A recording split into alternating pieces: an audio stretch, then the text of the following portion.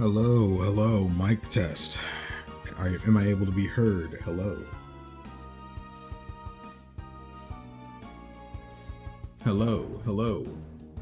beloved viewers. Are you here? Hello, am I here? Hello.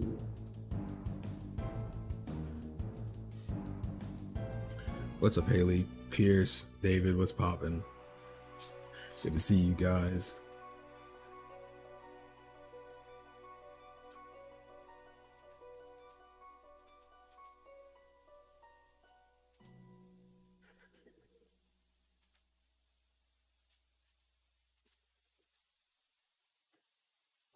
Oh, I meant to tweet out the stream. I did not tweet out the stream at all.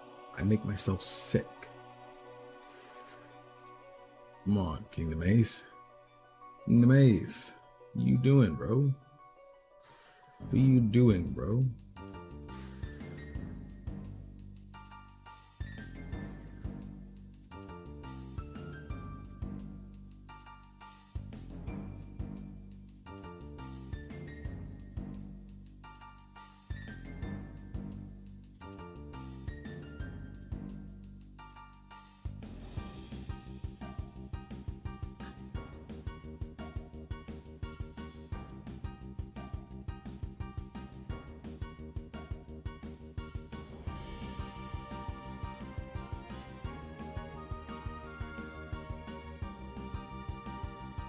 Boom. We get the stream out. I'm a hit. Normally I put it in Ace's content in the server, but I'm gonna hit people with everyone in announcements. I'm gonna hit them with one of those. Dang, I really did y'all like that? Hey, yo, even worse, I'm about to put it in John's server. Oh, I'm evil. I'm evil. I'm a fiend. I'm a fiend. I'm a fiend. I am an absolute fiend. Now, I shall do even more. I'm going to put it on the community tab. Here's the tech. Here's the tech. You delete the original one where you're promoting that it's going to happen later. Then you go and make a new one. Boom, make that nice and balanced. Boom, bop, bam, bada bop, boom, pow, just like that. Finished watching the VOD last night's stream. Finally ready to dive into the new stuff. Yes, this is going to be completely new stuff. Those of you guys that have even played through the original World Ends With You on DS or mobile or anything other than Switch, even if you play through the Switch version, it's possible for you to beat the game and not see the new stuff, as the new stuff isn't unlocked until after you beat the game. So this is going to be completely new stuff. We're gonna get to it, and then we're gonna be Gucci. I'm gonna be real with you. It took every fiber of my being to do this stream. I was so good and ready to go. 8 o'clock hit, and I felt like my brain gained 50 pounds, and I literally just crashed. And if I didn't set like 5 alarms to get myself up, 8:30 gets here, and I'm pulling myself out of bed. This is probably going to be a real short stream. But to be fair, if I still think you should play it, John. The game is really good. It genuinely just is really good. I'd say if you're going to watch anything, watch the new stuff, because there's only 30 minutes of cutscenes in the new stuff. If you decide to watch it overall, I mean, I'm not going to flame you too hard. Maybe if we get in an argument one day, then I'll flame you. But for general purposes, I won't flame you. It's okay. I won't.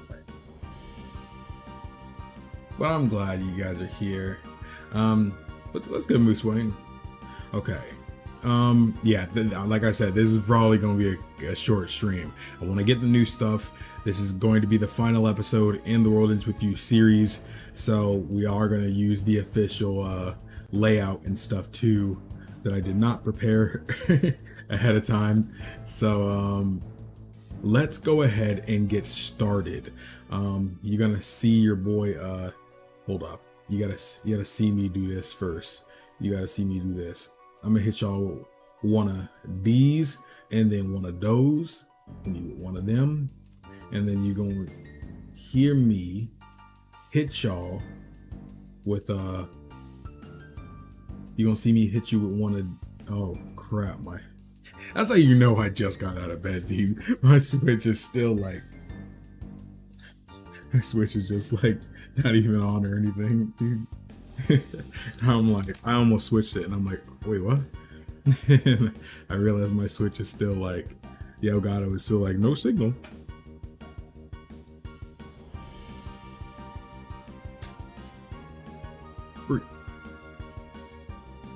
Ooh, I'm on the eShop. Let me get off that eShop real quick before I get hacked. Oh yeah, I just remembered. Now I remember. I don't need to do this because we're actually going to watch the new stuff. I took time to think about this. One, well, I might as well just switch. Let's switch.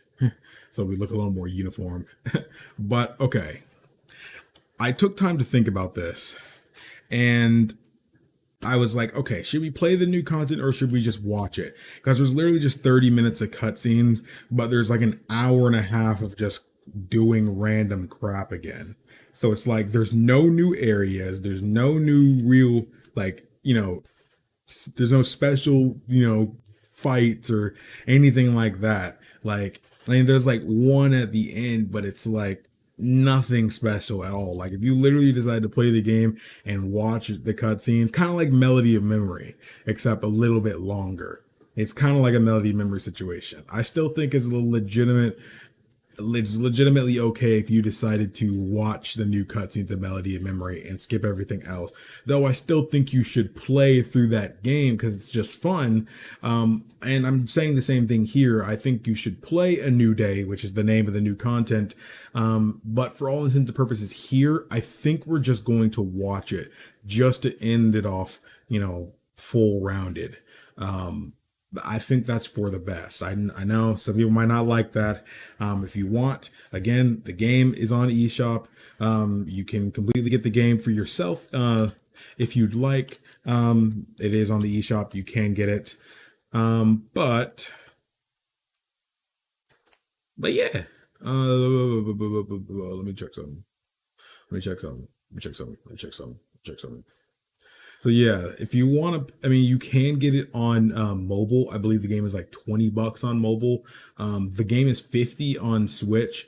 Because you get the new content with alongside it, and though it's not that long, you can play it on a TV and you can bring it with you too. So I think it's worth the price.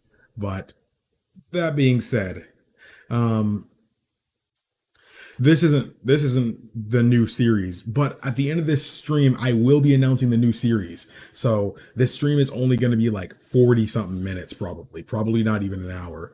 I'm literally going to bed after this.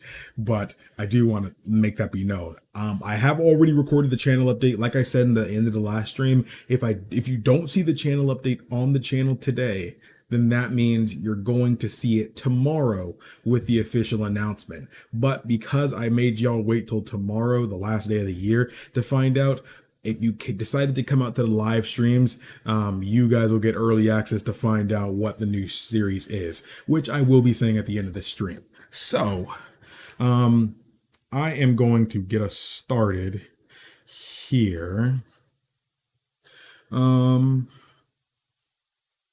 So first we're gonna go like that. We're gonna hit y'all with one of these. Then we're gonna hit y'all with one of those.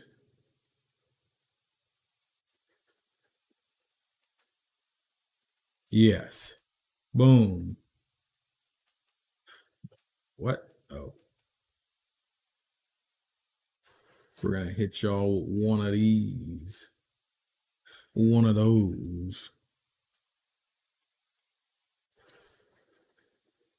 So let's put that underneath the wallpaper. That should be lined up. I believe that it's lined up. If not, we'll edit it. Appreciate you, man. Thank you for all you do. Of course. Thank y'all for supporting me in every way y'all do. Whether it's sharing it out, leaving a comment, participating in the conversation. All those things do mean a lot to me. I know I may not be the best at expressing that kind of thing, but I want y'all to know that I really do care about each and every one of you and all the way you guys support me. I know I talk about that too much during the video, but that I'm gonna upload tomorrow. But I'll make sure it's not over like 20 something. I'll do my best. So, all right, here we go, everyone. Hope y'all shared the stream already. Hope y'all shared the stream. We should be Gucci. We're gonna do a sound test too, because you guys know how it goes. Shout out to Yamatufa Gaming. They got the cutscenes. I was gonna do the one with all the gameplay, but it's not. No commentary. Watching gameplay isn't as fun to me. So I think we're just gonna get cutscenes and get out of here, kind of thing, But all right, let's do this. Okay. A new day.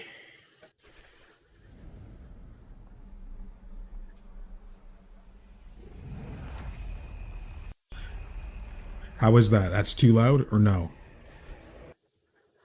It's always loud with the world ends with you. You're right. Let me make sure it's... You guys told me that this is okay. Everyone's gone away. All that's left in the world is me.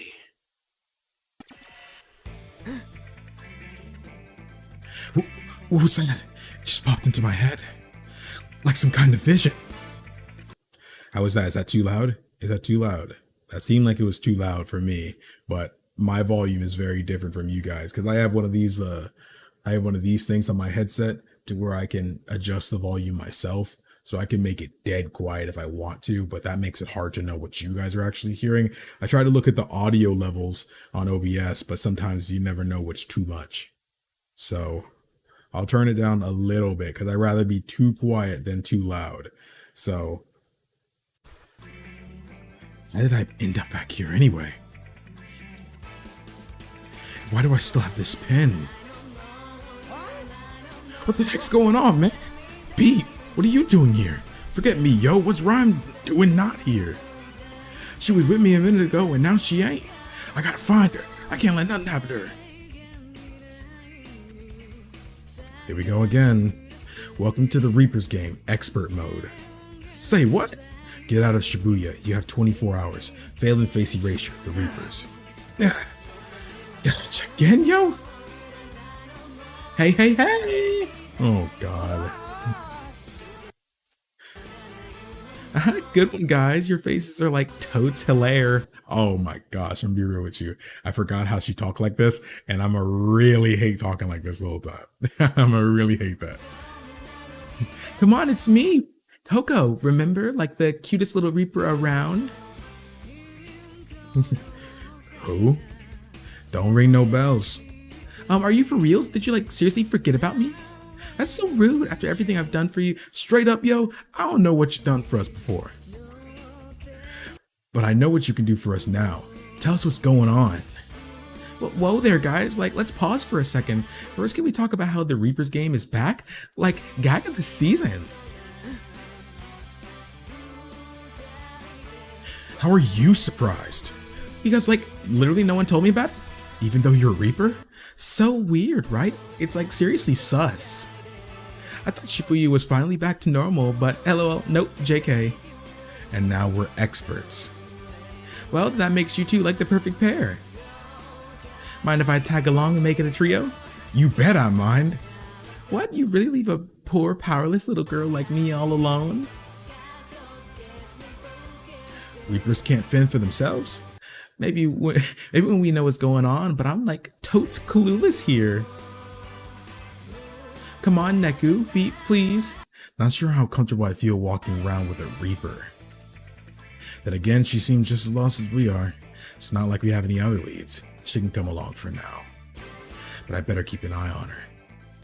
Fine. OMG, yay! I already feel like 1,000,000,000 times safer knowing we'll be together. Oh my gosh. Alright, let's do this, phones.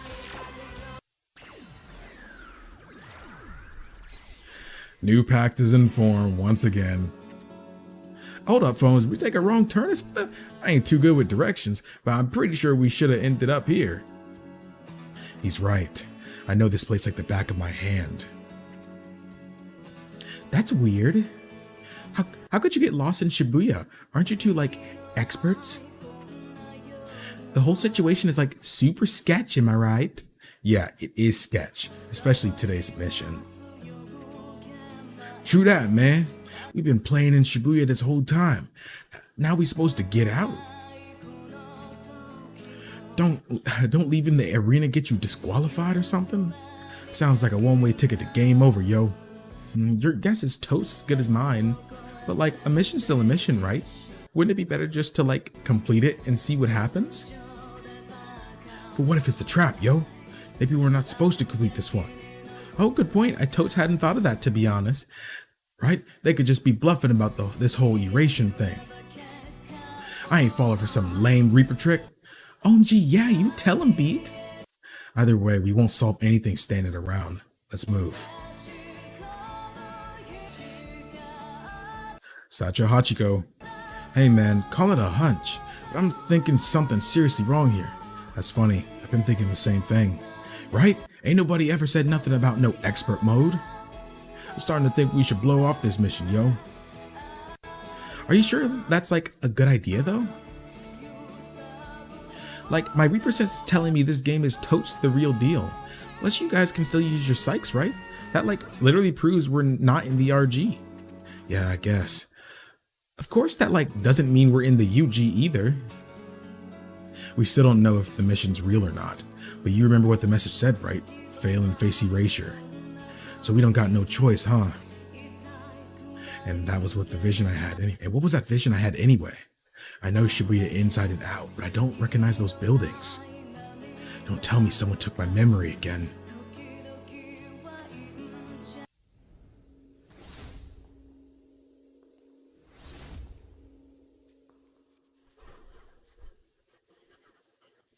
I can't hear a thing. It happened again. Another vision. Another what? And who was that? Who was who? Do I know her from somewhere? Hey, don't leave me hanging, yo. Sorry, I had some sort of vision. OMG, like a hallucination or something?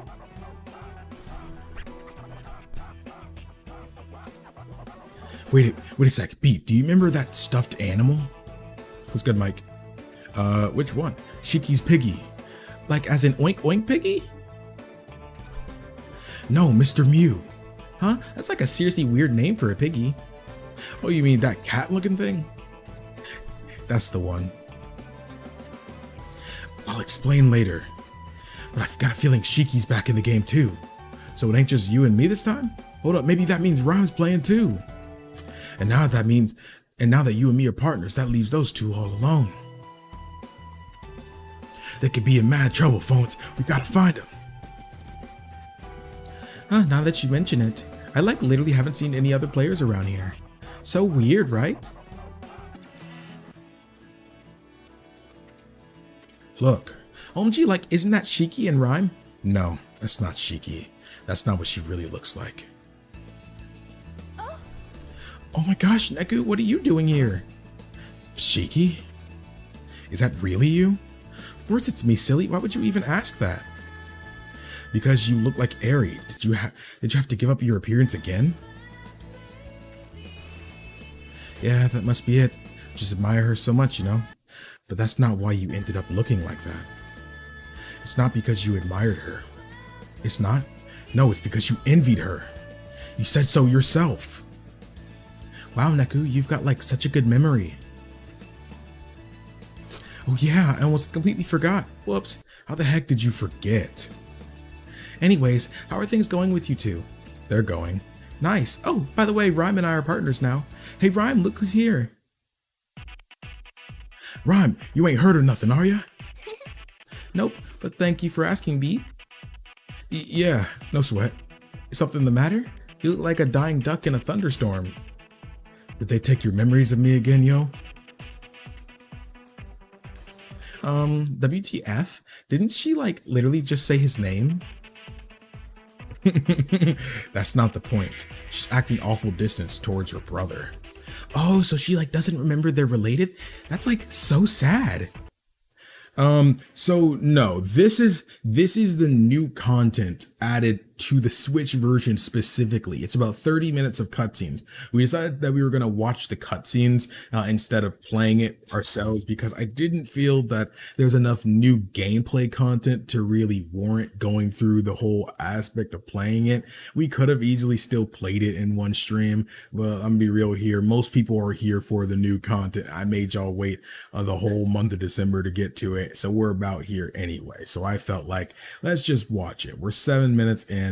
I'm going to also plug the person who did it themselves. That way you guys can leave a like on the original video as well, because we are watching their thing. Actually, let me remove that. So let me do this. I don't think you guys would actually be able to watch it through that link here. Now I'll do it.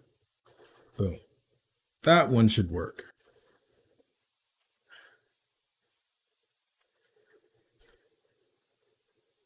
Yeah, Clone Wars is great, bro. Really great. But yeah, Shelby, welcome to the stream. Let's get back to the new content, though. I got another idea, yo. Rhyme, you got a dream, don't you? Why, of course. A windfall, you know, a yin from heaven. Well, is that right? Beats me, she never told me. Then why would you ask? Because something ain't right, man, I can feel it. That's his sister, bro, he would know. She used to say she had no dreams, and even if she had a dream, I know that ain't it, yo. You relax, I'm just messing with you, big bro. The Reapers must have taken my dream as an entry fee. Right. Let's take back what's ours and come back to life, together. Come on, Shiki, we've got a mission to complete. Right, better get out of Shibuya before we get erased. Well, good luck, guys. See ya. Maybe I'm the one who's forgetting something. Think they stole your memories again? No, these visions are different. They aren't something I've forgotten. Whoa, Moose Wayne, you haven't? That's crazy. You haven't seen the best of Star Wars, I promise you. The pinnacle of Star Wars ain't even the movies. The pinnacle of Star Wars is like things like Clone Wars and stuff, dude. Freaking great. Absolutely phenomenal. Especially by the time you finish it, it's phenomenal. Phenomenal. There's something I never knew in the first place. Well, like, no use crying over spilled memories or whatever, right? And who knows, maybe you'll totes remember everything once we get out. Here's hoping. Don't tell me you two are players. Looks like a game's afoot once more. Just when I thought I could finally take a vacation.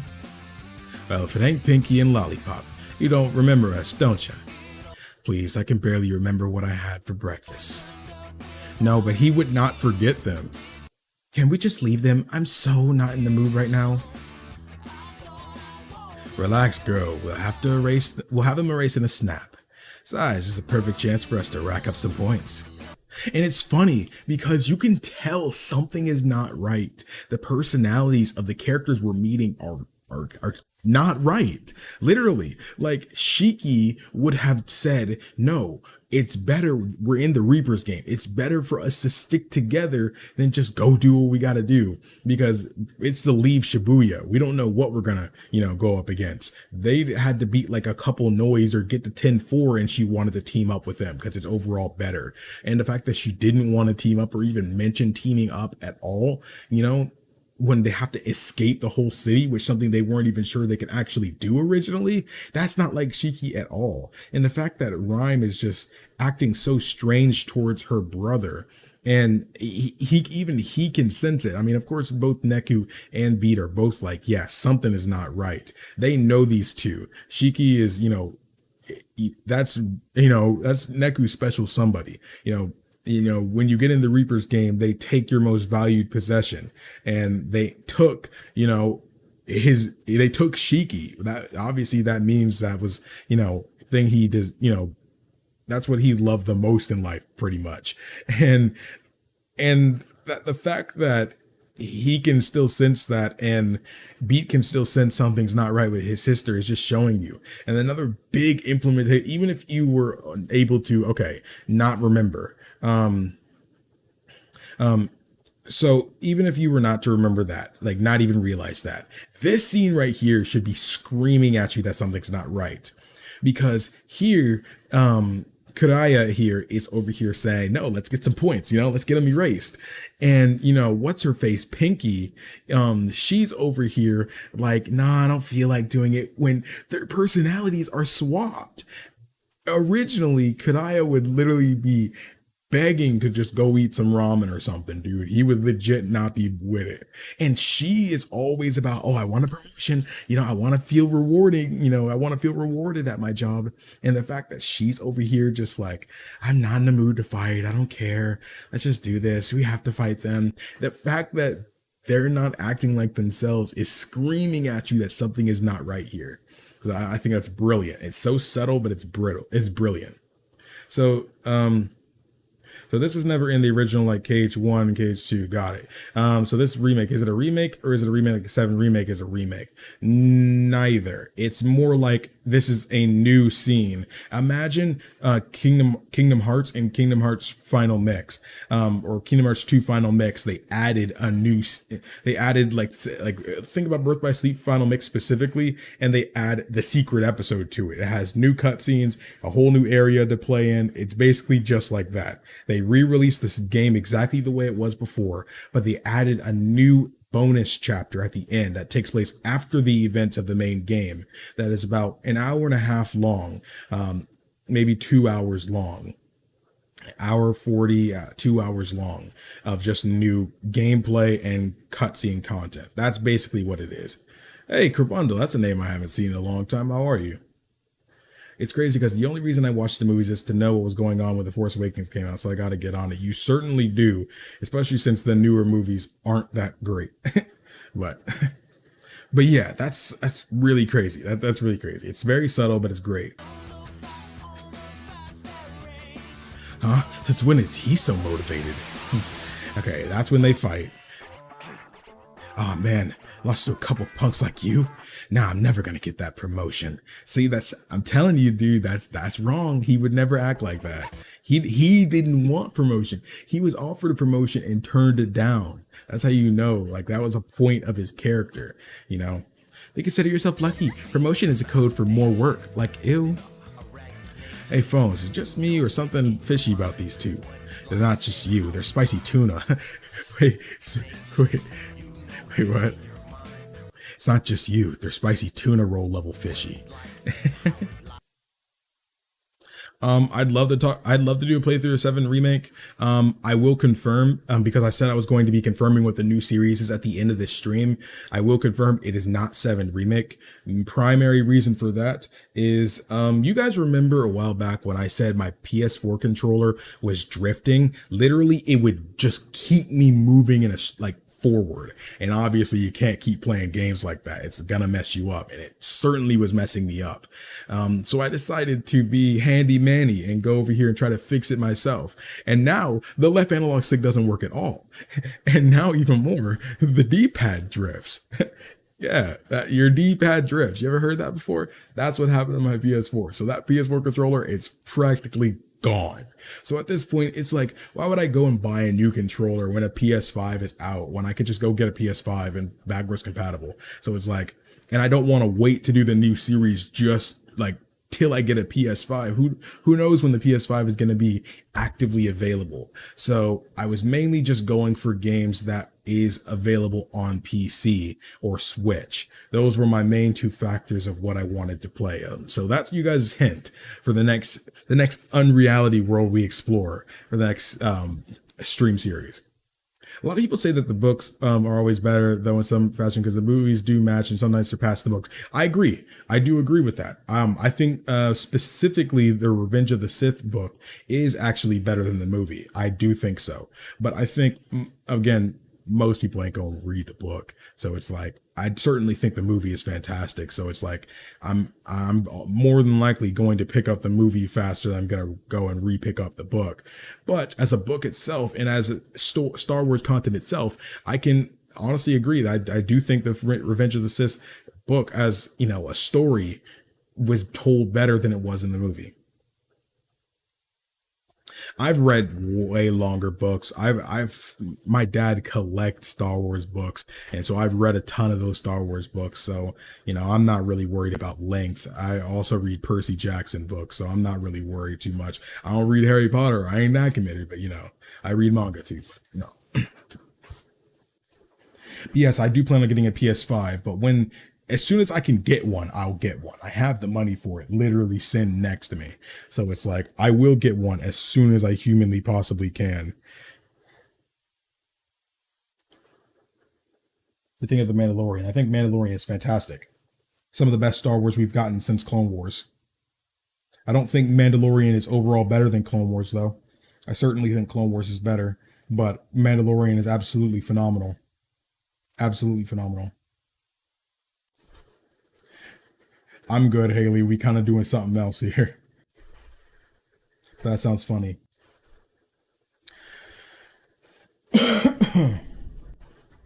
Books are awesome because they show the Sith aren't pure evil and they do care about some things, but they choose the dark side over most things. That's why I want a Sith TV show. I literally want a Sith show focused on the Sith. Go back to Dathomir and show the origin of the Sith. You know, it can be a Sith show not in the future or current time, but they go backwards, go back like 200, 300, 400 years, 1,000 years if you can, you know, and show us that good content for Sith, bro.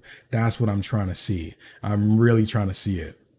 I hate it when controllers drift. So annoying. Compromise you could do is play 7 Remake whenever it drops on PC next year. If you don't have a PS5 by April, I'm certainly going to get it on PC regardless. You know, even if I don't have a PS5, I'd get it on PC regardless, just to show one, support to Square Enix, and two, if I can get 60 FPS on 7 Remake, that is pretty great, because even on PS5, there's no PS5 patch for 7 Remake. So the only thing that's really improved is, I guess, the resolution and the loading times. And the loading times aren't even that much better from what I've seen because there's no patch for it. So I don't think the Sith is the more logical way to be. I mean, I guess the world runs on a dark side philosophy, if I'm honest, but I'd be more of a gray Jedi. So have I streamed Chrono Trigger before? Yes, there is a Chrono Trigger stream series, actually. It's a stream series that became a stream series before I started stream series, if that makes sense. We were going through the story of the game. There's only a couple parts. I'd love to redo that series though, because you can tell I wasn't as serious about stream series back then. I'd love to redo it. You can watch what's there because that was a really fun stream series. There's 4 parts, but the 4th part I did more recently, actually. Half of the stream, well, most of the stream was actually a KH lore stream.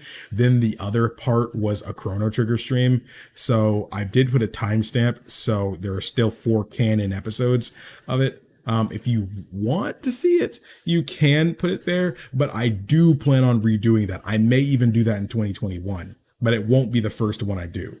It won't be. But yeah, let's continue. Like, who are they and what have they done with Lollipop and Pinky? I'm like pretty sure this is how they've always been. The pink-haired lady like hates her job and the lollipop addict Totes. Wait. And Totes what? Totes loves his. Any titles you want to go portable, aka the Switch, or do you want most games on full consoles, PC? I want Twilight Princess or Dark Cloud. Didn't play Twilight, but my Cloud was my childhood. I wasn't really a PlayStation kid growing up. I didn't really get my first PlayStation console or PlayStation anything until 2010. So I've been with PlayStation for about 10 years now. But I don't know. I think I'm fine with titles being at on everything. If they can get a game on the Switch, put it on the Switch too. But I'm fine with them just keeping it on. full consoles and PC. I mean, that's practically what it is right now. Most third-party games, they put it on Switch anyway. Most JRPGs nowadays do go on Switch too. Sometimes they don't, and if they do, they do if they can. So it's like, I don't know. I'm fine with things how they are. I enjoy those Chrono streams. I think that was when I first, around the time I met you, DGC. It might have been beforehand. I'm not too sure, but I know you were around for it. Wait, ain't it the other way around, yo? Oh, for reals? Maybe I had it backward. We're not like BFFs or anything. Well, if we're done, there's a bowl of ramen waiting for me with my name on it. Bye-bye. Hold on, I need to ask you something. Made it quick. Who's running this Reapers game? Who knows? Shouldn't you? I mean, you two being Reapers and all. Don't know what to say, kid. Who's ever up? Oh my goodness. Whoever was playing this, he was over here clicking through these dialogue. Dude, he definitely wasn't reading this. Who's ever up top is keeping us in the dark this time. I don't think I'd really care for, I mean, if they could put Zelda on everything, I mean, that'd be great. But I mean, at the same time, as much as some people might not like it, I still think having exclusivity for games is important for the industry.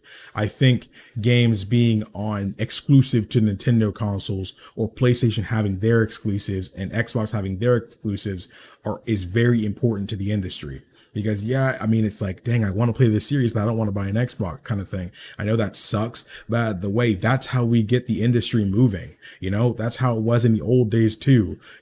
That's what makes people buy consoles. It pushes the companies to work harder for what they were doing. Sega and Nintendo were battling it out. They were constantly trying to make new IPs, to battle it out. So that way you don't just buy an NES for Mario. You don't buy just an NES for Super Mario World. You had, JRPG fans there, platforming fans were there. They had horror games on the SNES, believe it or not. They really were trying to make these games you could only get on these consoles. That way you would have more than just one reason to get a console. Yeah, if they had it for everything, that'd be like, okay, yeah, who cares? But at the same time, when everything is on everything, it makes the companies feel like they don't have to work as hard for their exclusivity. Because when you don't have exclusivity, it doesn't push the industry forward. It doesn't push them to work harder. So it's like, it makes them less special. Nintendo is special because they have things that represent them. They have Mario, you can't get that anywhere else. Zelda, you can't get that anywhere else. Metroid, you can't get that anywhere else. Of course, other companies have their own, version of things. Sega has their, mascot, platformer Sonic and stuff like that. But at the same time, those are very different games. People were buying Dreamcast and they were buying Genesis, because they had other things they can get too. Sonic was one reason to want it, but they reinforced it with other reasons to get it too. They were literally, this is still a competition. Competition drives the industry to get better.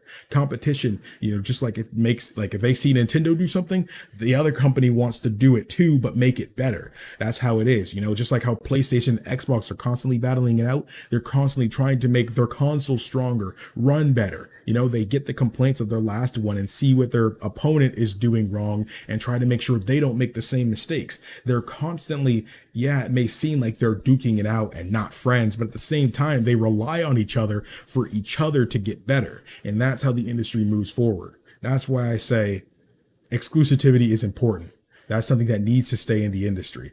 Making everything sunshine and rainbows is not how you can make the community prosper. So it's like, I truly don't think that. I truly don't think that. I think things like Smash is a good way to do that kind of thing, though. If they were to put a PlayStation mascot in Smash, that would make a PlayStation character, a PlayStation fanboy kind of want Smash because, like, yo, that'd be cool to kind of, play as Kratos and, Smash. I mean, in a fighting game like Smash, that's kind of cool, and you can only get that there. I need to watch your stream more often. It's 2 a.m. here. I'll definitely catch you later. All right, Cabrando, you have a good one, man. It's good to hear from you again. Mr. J, what's up? Good to see you in the stream. I want Zelda on the Switch because I never got the chance to play it. I would never accept a port in any way. I would accept a port anyway. I could play it on current gen. I just love Dark Cloud. Never got to play Twilight. It would look fun. Twilight Princess is a great game. I definitely think I would, if I were to choose between Ocarina of Time and Twilight Princess, I'd probably choose Ocarina of Time. I know people hate hearing that reference, but it's true. I mean, Ocarina of Time is very, very similar to Twilight Princess is very, very similar to Ocarina of Time. It is, but I think they're both phenomenal games. They're both phenomenal games. I'll take a port of any Zelda game they could get. It don't matter what it is. Just throw more Zelda on the Switch and I will literally be happy. I couldn't care less. We already have A Link to the Past, Link's Awakening, Breath of the Wild, Age of Calamity. We have all these games on the Switch already. And not even to mention Cadence of Hyrule, which is a fantastic Zelda game. I love that. It's amazing. Zelda is great on the Switch right now, and I want them to do even more. 2021 is the 35th anniversary of Zelda, just like how we got an All-Stars collection for, Mario. I'm expecting something similar with Zelda, and it wouldn't be the first time. They've done something similar in the past on the GameCube, so it's like, why not? Console Wars Ace. Console Wars keep the industry alive. It does. Just like Bethesda being bought by Microsoft. Yeah, certain aspects of it suck, but honestly, Bethesda being bought by Microsoft is a miracle for Microsoft. That makes things so much better, and it's driving the industry because of it. Now people feel like they need to get something in order to play as this, because at the end of the day, they didn't just buy Bethesda either. Like, when you start acquiring other, smaller companies, it makes your specific larger company thrive. I also wasn't a PlayStation girl growing up. I didn't get into PlayStation until when Birth by Sleep came out, and then a PS3 for Ni no Kuni. I got a PS3 for free from my friend. First game I played on it was The Last of Us. I loved it. I played through that game 10 times. It'd be like that, Mike. It'd be like that. I'm sure Elder Scrolls will come to PlayStation. Elder Scrolls 6 will come to PlayStation, just not yet. It'd probably be like a year or two exclusivity deal, maybe. Twilight Princess is overrated. I don't feel like it's overrated. I think it deserves the credit it gets. I just don't like certain things that it did with the story. But other than that, I like Twilight Princess. It has some of the most difficult dungeons in the whole series. Like, literally. I'm be real with you. That game is hard. The dungeons are hard, bro. I bet you, I promise you, I have played through like every Zelda. There's only 2 Zelda games I've only beaten once. Technically 3 now because of Age of Calamity, but I've beaten most Zelda games at least twice. So it's like, I promise you, it doesn't matter how many times I play through these Zelda games. I promise you, I will feel the need to break out Zelda dungeon. I promise you, these dungeons is hard, bro. Like, it don't matter how many times I go through Turtle Rock. I need that. I need that guide, bro. I'm be real. So he needs to buy Square. Square needs to stay exactly where it's at. The thing is, I don't even care if Microsoft buys Square, because at the end of the day, I have a PC. Square puts almost all their RPGs on PC anyway. So it's like, literally, them doing that would literally not affect me. So I don't care. But hey, I'm sure everything will come to light eventually. So it's a mystery. Keep racking that brain of yours and maybe you'll solve it. Later, kid. Well, that didn't get us anywhere. We still know nothing about the GM or the composer for that matter. Who the heck's in charge around here? You sure you don't know nothing about what happened after we left yet, Pixie Chick? Pixie Chick. Well, I don't know how to say this, but I left Shibuya right after you guys won the game. Say what? Yep, so I literally know nothing. You screwing with us or what? There's only one person who definitely knows what's going on here. You know who it is? Joshua. Uh-oh. Another vision.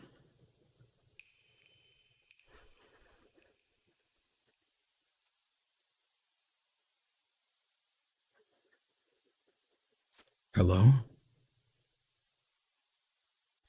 Is anybody there?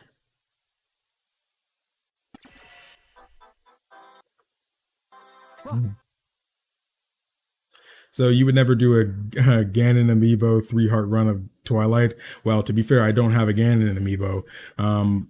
The thing is, I don't think Twilight Princess is hard in terms of combat, so doing a 3-heart run isn't something I would rule out. It's the dungeons puzzles that are hard. I don't really find Zelda difficult in terms of combat. I never found it really to be that way. Sometimes, Skyward Sword can sneak up on you sometimes. Link to the Past can sneak up on you too. But I think overall, it's the puzzles in Zelda that really get me. It gets me. Starlink Battle for Atlas, that one. Well, Dungeons are fire. That's why I've been enjoying the manga, as the authors did a much better job with the story. I absolutely agree. I absolutely agree. I think Majora's Mask story, the overall story of Majora's Mask, I like in the manga better. But the side quest stories, of course, I think are better in the game because they're more fleshed out.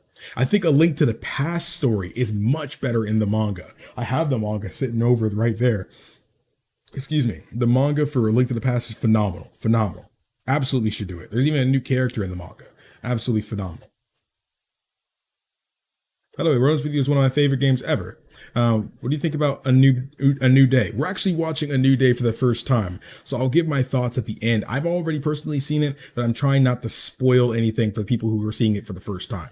And I'm sorry for pausing so much. Y'all know how it be when y'all bring up stuff I like. I can't stop talking. I don't know how to stop talking. It be like that. All right, we're going diving in. Sup, yo? Joshua, Pris kid, let me at him. Whoa, slow down. He's not here. Not now, at least. I had another vision. Saw him shoot me. Again? You telling me that's the reason you're back in the game? Not sure. Could have just been some kind of flashback. But something felt different. Maybe it wasn't one of your memories after all. You think it's got something to do with all the weird stuff that's been going on? Wouldn't surprise me. You said it was a vision, right? What's all that about? It's hard to explain. Images start popping into my head. Saw these skyscrapers collapsing. That's like totes scary. Here in Shibuya? No, I remember seeing the government building. Maybe it was Shinjuku? I ain't never heard nothing about that place collapsing, yo. Neither have I, but that's what I saw. That and this girl I'd never seen before. OMG, that sounds like the opening to like a horror movie. You got any idea what that means? No, but Joshua might. How are we supposed to find him though? Ain't he long gone by now? Maybe. If these visions are his doing, then maybe he's come back. You think he's behind all the weird crap that's going on here too? No, we ask him ourselves. Aren't you guys like forgetting about something? Like the mission? We haven't been able to find a way out of Shibuya. But if we track down Joshua, maybe he'll point us in the right direction. I mean, like, I guess, but to be honest, we don't even know if he's here or not. I ain't had no visions or nothing. But my intuity tells me you're onto something, phones. Let's find that prissy punk.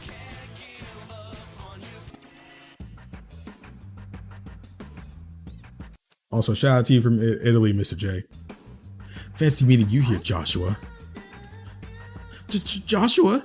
I'm sorry, do you mean me? What? Of course I mean you. Well, please state your business. You know, it's quite uncouth to accost someone out of the blue like that. And another thing, you seem to be mistaken about my name. The proper pronunciation is Yoshia. For my first name, Kiryu is my last.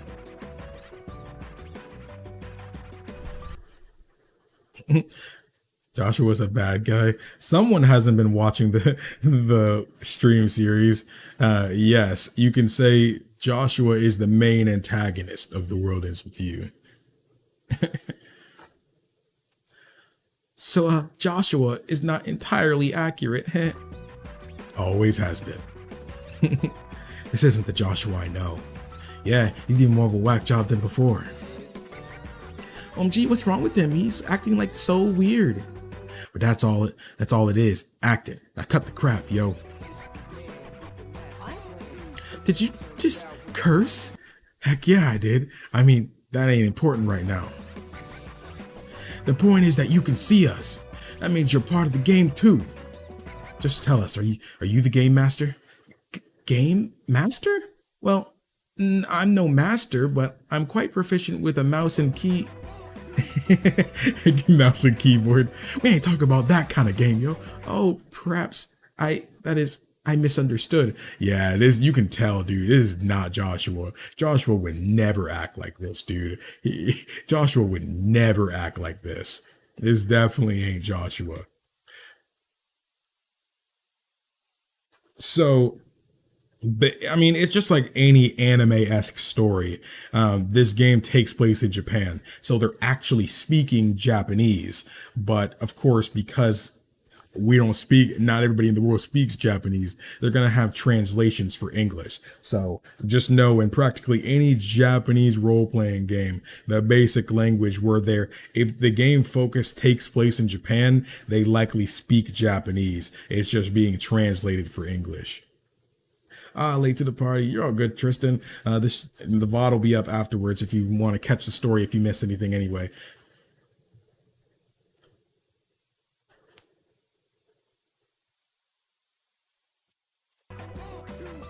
Honestly, if they made Joshua the Master of Masters, I literally wouldn't be surprised.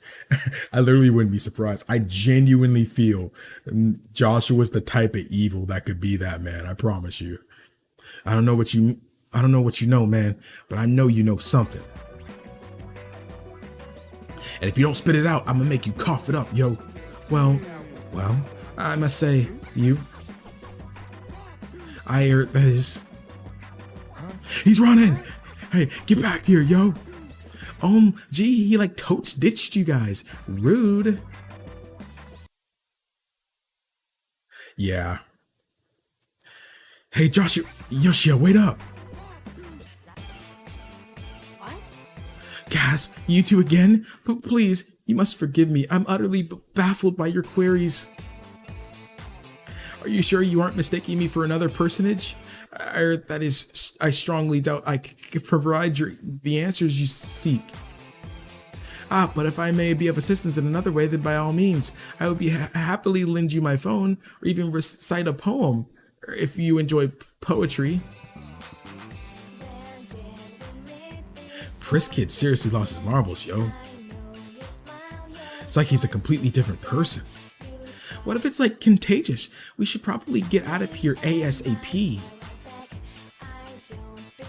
Actually, as it were, regarding your earlier inquiry, that is, I know someone who may be able to offer some insight.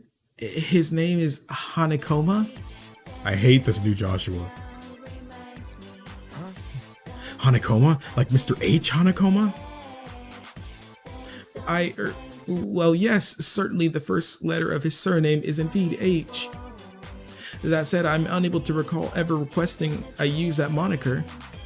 I don't know, Phones. What if H-Man's just as out of it as Priss Kid here? Innerite? That literally sounds like a total waste of time, lol.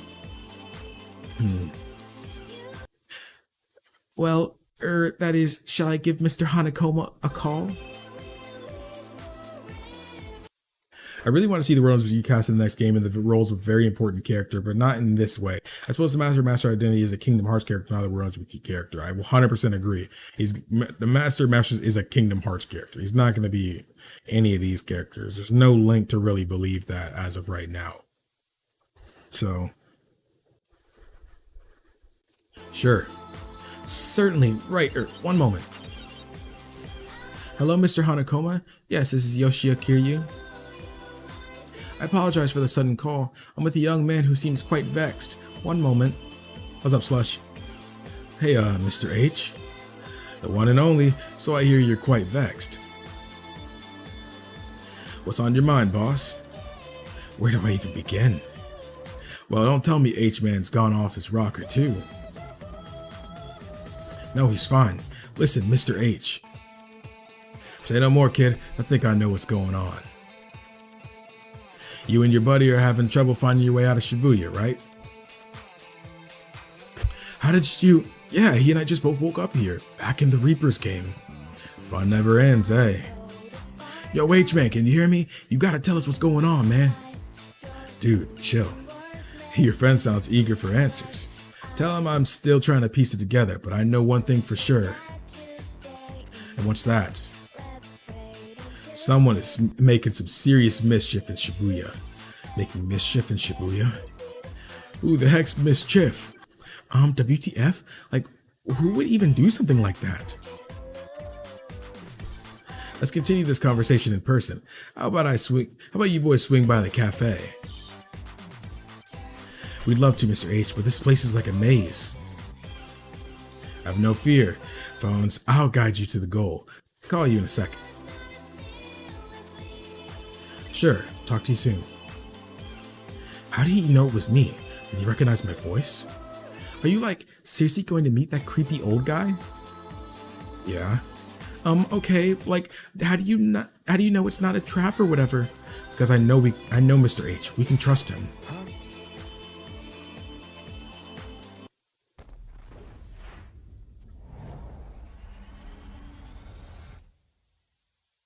Oof. Somebody. Anybody. Can anybody hear me? What the? Rhyme? Rhyme? What about her? Oh, it's nothing. Don't you leave me hanging like that, yo. That's my sister. Sorry, it's just I had another vision. Of what? You and Rhyme. And that's it. What you mean that's it? Seriously, you were just there. OMG Neku, are you okay? You really look like you just saw a ghost. Yeah, I'm fine.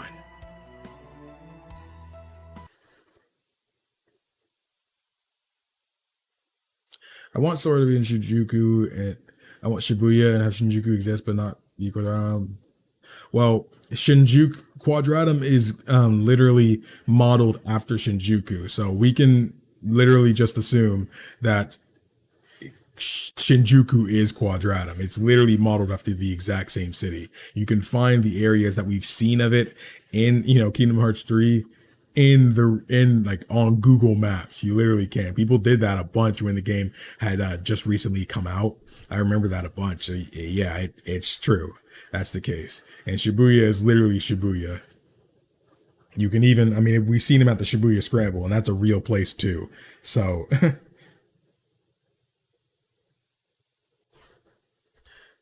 this is rather awkward, but I believe you may have forgotten I was still present. Which is fine, since I gather Mr. Hanakoma has agreed to assist you. Well, in that case, oh gee, there he goes again, without even saying goodbye, yo. Have I got a surprise for you? Like a bolt from the blue, it's time for Revenge of the Reaper review. Hey, away we go. Question 1. Someone switched around the layout of the town. If I want to get to Utagawa, where should I go first? Dogenzaka, whatever you say. Question number 2. Import Style has got a new pin for sale, Brain Beam. If I want to use it in combat, how would I go about activating it? Got a slash Neku. Alright, sure. Question number 3. Say I might find myself against Noise 98. If I beat one of them on hard, what would it leave behind? Tech type. Huh, interesting choice. Okay, the results are in. Revenge of the Reaper review. Survey says you pass. So pass on through. Oh, but though you may forget the review, rest assured it remembers you. Well, see you again. Bye-bye for now. Even though that's the last one, I'm pretty sure. It's Mr. H. You made it to Toa Records, eh? Head northwest from there. Got it. Mr. H, can I ask you something? Of course. I don't know if I'll be able to answer, but I'd be happy to try. Ask him if he knows who the GM is. Dude, quit butting in. And quit taking so long, yo. I'm not sure yet. Frankly, I'm not even sure there is a GM this time. This game's different than any I've seen before. Does that mean Joshua's not the composer this time either? Joshua? Oh, you mean Yoshia? Yeah, Yoshia. Well, let me spin that one back at you. Did that kid seem like the composer to you? No way. My thoughts exactly. Hey, H-Man, what's up with the whole Yoshia thing? Ain't it Joshua? Not as far as I know. I've never even heard of this Joshua. Only Yoshia. If that kid is who I think he is, then he probably doesn't know a thing. If he's who you think he is, then he probably won't say a thing. What's up, Electronic Pumpkin? You better not be playing us, yo. I'm just trying to lend you a hand. In any case, you're on the clock, so you better get moving. Mr. H? Yeah? Ever since I came here, I've been having these strange visions. Some of them are just flashbacks. But others show people in places I can't recall.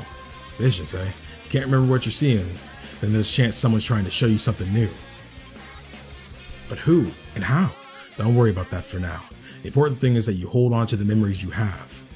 They're what'll separate you fact from fiction. Right. Hey, big bro. Neku, made any progress with the mission? We're getting somewhere, I guess. Yeah. Not bad, but you better not slack off, otherwise I might beat you to the goal. Gotta get back to my old self and achieve my dream of becoming a fashion designer. That's like Toad sounds like the real Shiki, doesn't it? It does. And I've got to take my dream back too, whatever it was. Why the long face, Pete? You still don't think I'm a fake, do you? Nah, it ain't like that, yo. I'm just confused is all. Ubers took your memories of me once before. I just can't remember if this is how it felt. That's too bad. I don't feel any less real than you. If only there was some way I could prove to you it's me. Pete, look out! Bro.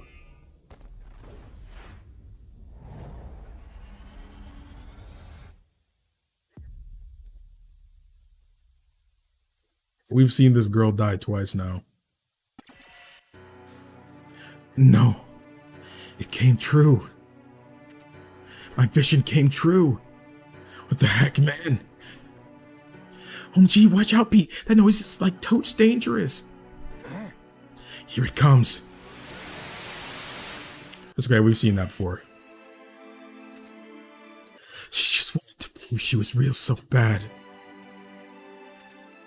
That she gave her life to save mine. Just like before. Huh? Wait, where's Shiki? Well, she like literally 7 minutes after... Well, she had like literally 7 minutes after Rhyme got erased. And that was like way longer than 7 minutes ago. Which means she's gone. OMG, that's like legit tragic. Bro, I hate this freaking 2017 Twitter talk. You like toast don't want that to happen to you, do you? To be honest, you guys like need to seriously finish this mission and get out of here. Maybe she's right, yo. Wait, everything played out exactly like it did in my vision. Rhyme pushed Speed out of the way and got erased by the noise. Maybe what I saw wasn't a glimpse of the past, but a look into the future. All these visions I've been having might actually be previews of what's to come. But does that mean Joshua's going to kill me again? Hello, like Earth to Neku? Come on, we've got to find Mr. H. Seriously? That old guy is like literally shady as freak. I mean, his beard just screams sketch. Are you sure you can trust him? Positive, I trust him more than anyone. Well, don't say I didn't tell you so, or like whatevs. Who, Akira Toriyama? Not talking about the Dragon Ball mangaka.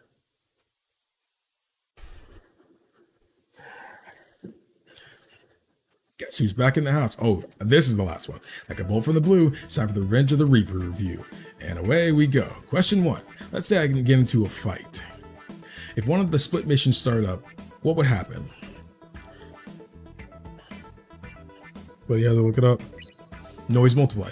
We'll see. What happens on one of those curse missions?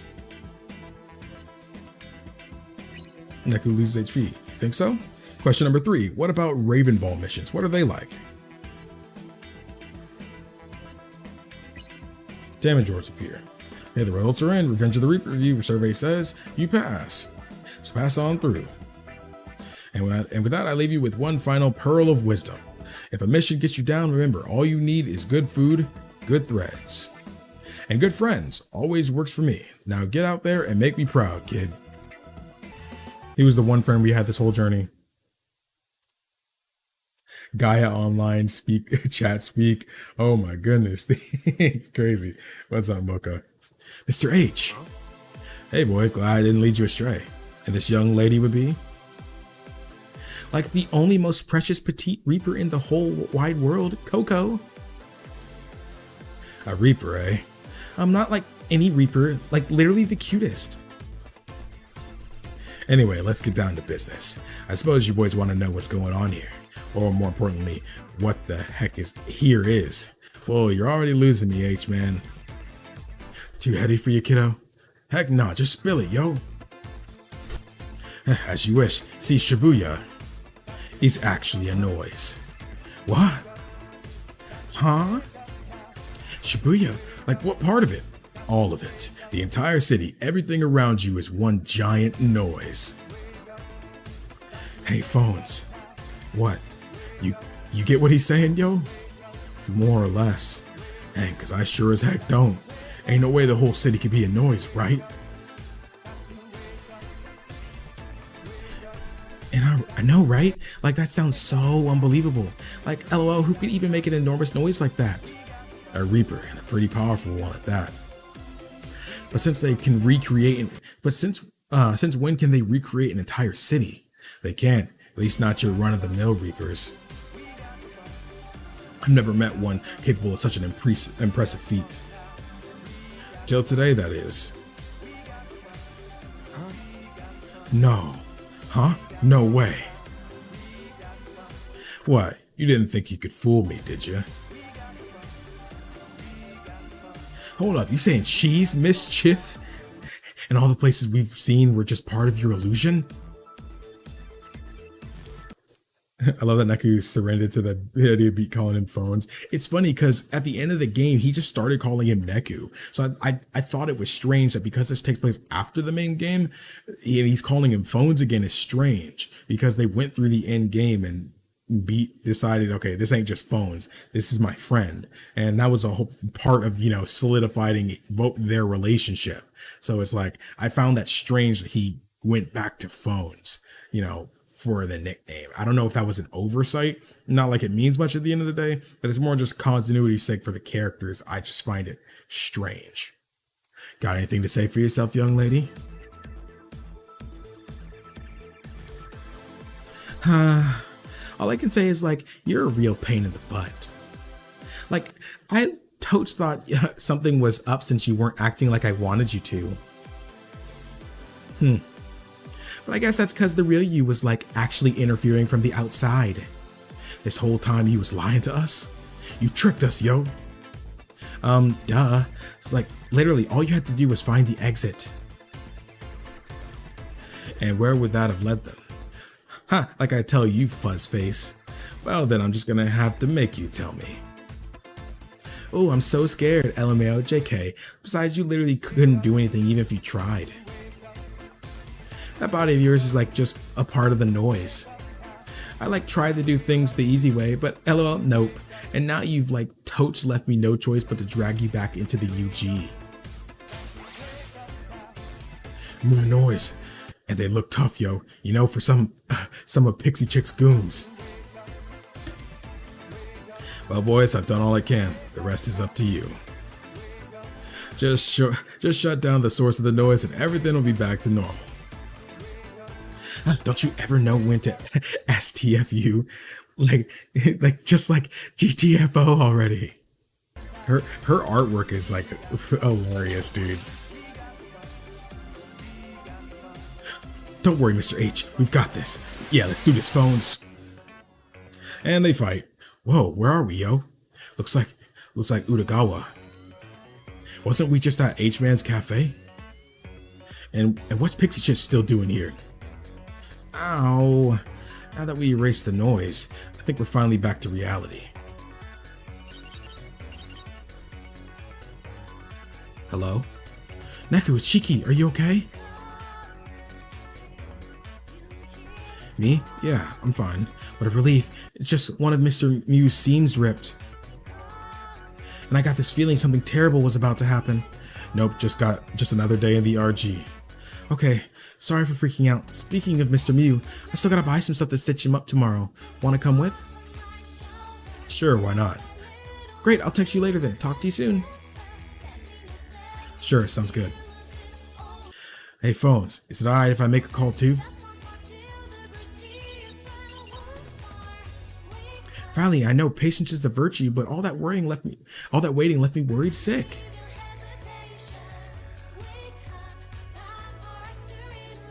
Ron, is that really you? Me? Yeah, of course it's me. Are you okay? Ron, you were alive. I thought you was a goner, yo. I could say the same to you. Where'd you disappear to?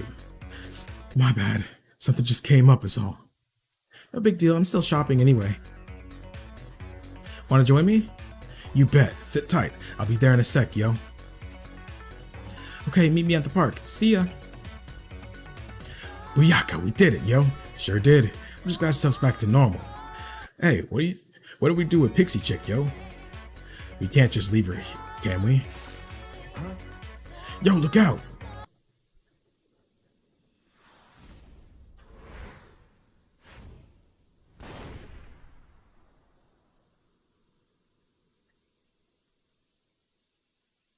You know how many times we've seen Neku get shot, bro?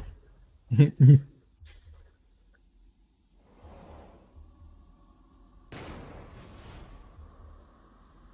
artwork here looks better than the main game.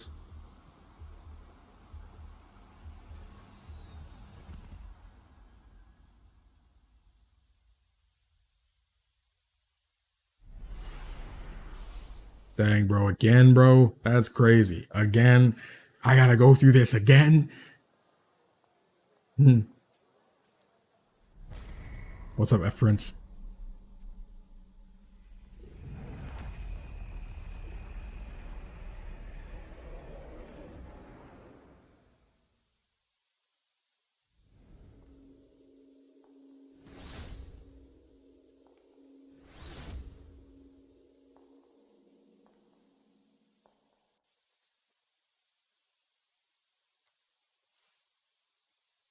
Too late.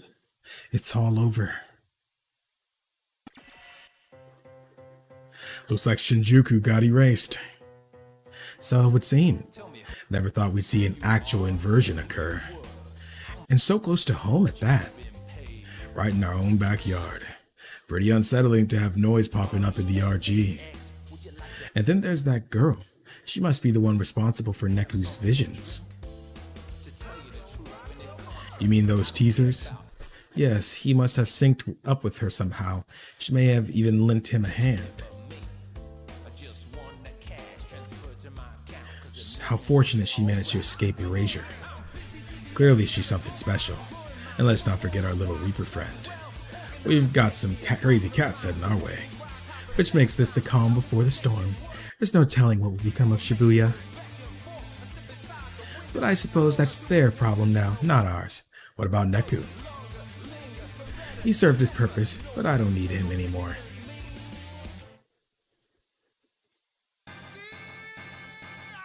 Speak for yourself, nerd. The game literally can't go on without Neku. Maybe you don't need him, but I totes do. And if he's even gonna stand a chance, he's totes gonna need a Zeta strong partner. If those goons are so thirsty for a fight, and they can come here and get wrecked like the noobs they are, there's no way we're gonna lose. She said the word. She said the word. All right, Mr. J, you have a good night.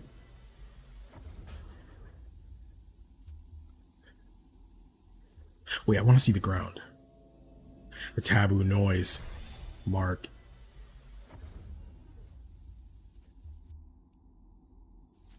Well, if it isn't Mr. So Zeta Slow, a new day, a new game begins. And with that, that is the new content from The World Ends With You, A New Day. Okay. So, one, this implies a bunch of things. It may have been a little, I guess, hard to see if some of you guys are coming in to not, you're just seeing this and you didn't see the context of the main game. It was originally left off that no matter what, Neku would not be able to participate in the game again. During the main game, he participated in the Reaper's game 3 times. One ended up being counted as null and void, but he still experienced the Reaper's game 3 times. And then at the end of it, they said this would be his final Reaper's game. He would not, even if he doesn't get his life back at the end of this week, he would not get another chance. And that's how it left off. But we know in the end, thanks to Joshua, in the end, deciding to spare Shibuya, Shibuya still exists now. Joshua didn't destroy Shibuya like he originally intended to. That is where it ended up leaving off. Neku is alive. Shiki's alive back in her original body. Rhyme is alive. Everybody is back to normal. But the implications is now that we can clearly see that Neku is going to participate in the Reaper's game again because he was killed at the end again. Literally, he's died. We've seen Neku die too many times now, dude. It's crazy. This man needs to stop getting shot. It's crazy. But now that we know he's participating in the Reaper's game, if you think back to what Nomura had said in the interview, the Neku beat Rhyme, Shiki, Joshua that we met in Dream Drop Distance weren't the actual real versions of those characters. And now because we know that, like I explained in a video, I've made a video about everything I'm about to explain here, though. The connection with this ending and Kingdom Hearts. If you want a better explanation, there is a video of it on my channel because I'm a summarize here basically. Essentially that we know Joshua, of course, he's still the composer of all of Shibuya. And we know that Neku is going to be participating in the Reaper's game again. Even though Joshua finds him not really necessary anymore because all he was just supposed to, I guess, represent him in the game. But in the end, anyway, now because he's going to be in the game again, we believe he's going to have connections with Coco and how she's bringing Sho Minamimoto back to life. We know we've seen him in the sequel. And because they specifically said that that game is a follow-up to The World Ends With You, we know that Minamimoto's appearance in The World Ends With You's sequel has something to do with Coco bringing him back to life here. I want to see something specifically. Notice one thing specifically here. It doesn't show it doesn't show Minamimoto with Reaper wings here. So I'm wondering if Minamimoto is actually even a Reaper here. So that's something I feel like he's been brought back to life as a noise, and he's going to participate in the Reaper's game as a player, as we've seen you being able to play as him in the new trailer for the sequel. And what ties this to Kingdom Hearts is I really think Sora is going to be participating in the Reaper's game too, because Sora is walking the path of life and death right now due to his actions. Of course, this is spoilers for Kingdom Hearts, by the way. Those of you guys that are watching For The World Ends With You, this is going to be spoilers. I normally try to keep spoilers out of these streams, but I will say this again will spoil Kingdom Hearts. So if you aren't caught up to Melody of Memory at the newest game in the series, then this will spoil it. So basically, because Sora is basically treading on life and death. He basically lost his life, and we can assume he's in a death state, as we even know he appeared in the final world. That's where you go when you die. Because as you know, what we know of the rules of the Reaper's game, only the dead can participate in the Reaper's game, as they exist in a separate plane of reality known as the Underground or the UG. And what I believe is to happen, usually when you participate in the Reaper's game, you usually wake up in Shibuya Scramble. Some people wake up at different times. That's why not a whole group of people just standing there all the time. But usually every time the week starts, you start at Shibuya Scramble. You can start in the middle of the week in Shibuya Scramble too. But every week of the Reaper's game, you always wake up in the Shibuya Scramble. It happened every week in The World Ends With You. And it's no surprise that Sora woke up in the Shibuya Scramble too, in the same place Neku wakes up when he participates in all 3 weeks of the Reaper's game. And what's even more, some people will try to dispute that fact, saying, oh, well, I've even said it too. Neku doesn't, Sora didn't have a timer on his hand, so how could he be in the Reaper's game? The thing is, well, one, most of the World Ends With You, they didn't even have the timers on their hands. They only really had the timers on their hands for week 1. Because the game master there was just very consistent. The other two practically didn't even care about the timers. So that was one thing. But two, the timer doesn't start until you've been given your mission for the day. And usually that happens anywhere 10, 15 minutes after they wake up. So just because we saw Sora look at his hands and we saw there was no timer there doesn't mean he's not participating in the Reaper's game. So that fact is null and void too. So in a way, and as we know, because of what Nomura has said, we know when Sora goes and meets Neku, now that he's participating in the Reaper's game again, he hasn't actually met the real Neku. He will act familiar with Neku and realize that he's never actually met him before. Neku will probably be like, what, did they take my memories of this guy again? Because as you can see here, when things weren't making sense, he questioned if they took his memory as an entry fee again. And I feel he'll question it again in his 4th Reaper's game, because at that point, if someone is walking up to you and they're acting familiar with you, and you know you've had memory loss in the past, the first thing I'm going to think about is, do I know this guy? Did they take my memories again? So that's what makes most sense to me. That is what really implies that Sora is going to have an implication with this. Because again, he's in Shibuya. He's in the Shibuya Scramble, where the Reaper's game starts and where they receive their missions, majority of the time. At the beginning of each week starts there. And, especially since he essentially died, when he died, essentially died saving Kairi. And now he's being sent in the universe of Unreality, which is where Shibuya is. And we also know that there is a major event that happened in Shinjuku. We weren't fully sure of what happened in Shinjuku. We know Coco was tied with it, but we don't know essentially everything that happened in Shinjuku. We know that noise appeared there and that Shinjuku has been destroyed. What I'm assuming is that it depends on when that takes place. I believe that the Virum Rex trailer from Kingdom Hearts 3, when we saw that giant battle happening in Quadratum, we know that's Quadratum. We've been through this. That whole cityscape is modeled after Shinjuku. Quadratum is Shinjuku. That's not even, a theory. That's a fact. It's literally the same thing. So I believe the events of what happened there is what causes the destruction of Shinjuku. I know in the end too, we still see Quadratum there. I think it would depend on when it takes place, because we don't know what the timeline of things is. Was Riku there of what we saw during the Virum Rex trailer? Because we don't know when the Virum Rex trailer takes place.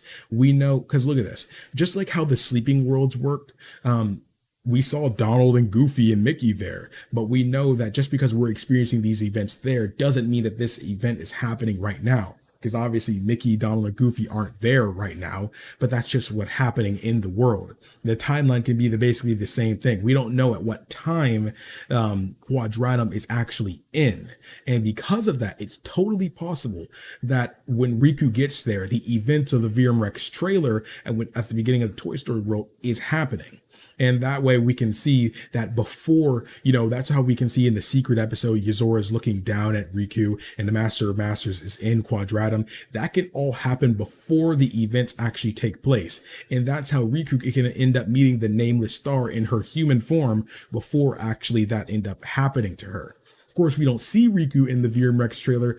I totally think that's a whole story reason for that, primarily because they wouldn't spoil us saying, oh, Riku's right here, and show us that Riku is in there and just have everything be totally confusing. Totally wouldn't do that. I honestly would hate if they did that. It wouldn't make sense, especially because we had to go through a whole nother game before understanding something like that. At that point, they should have just shown us that trailer, and not just in front of the Toy Story world, but that should have been something that Kairi saw when she was asleep or something.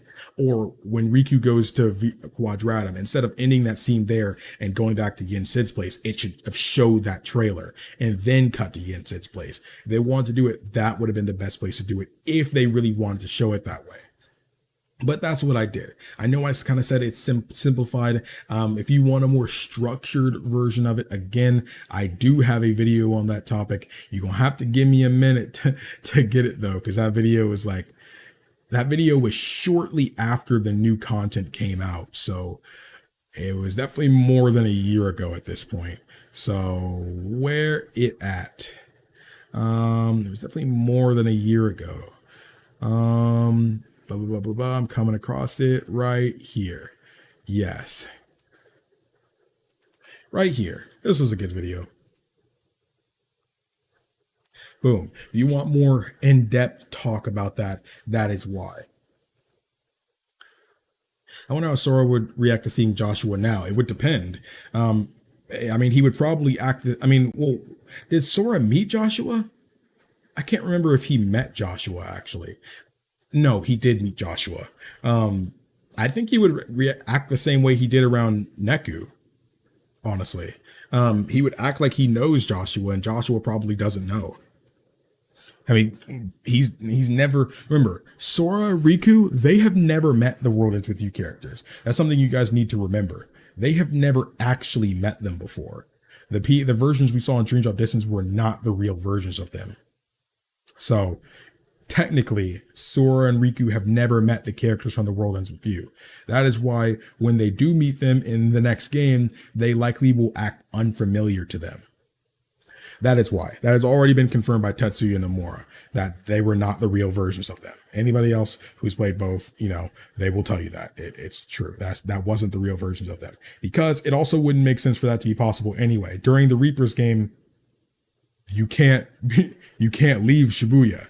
That's why they were so struck, like, we have to leave Shibuya for this mission in this new story. Like, what do you mean? We can't leave Shibuya. We're in the Reapers game. No, they will not remember them because they have never met them. The World Ends With You cast will not remember Sora and Riku because they have never actually met before. Again, like Nomura said in an interview, that is not the real version of the World Ends With You cast.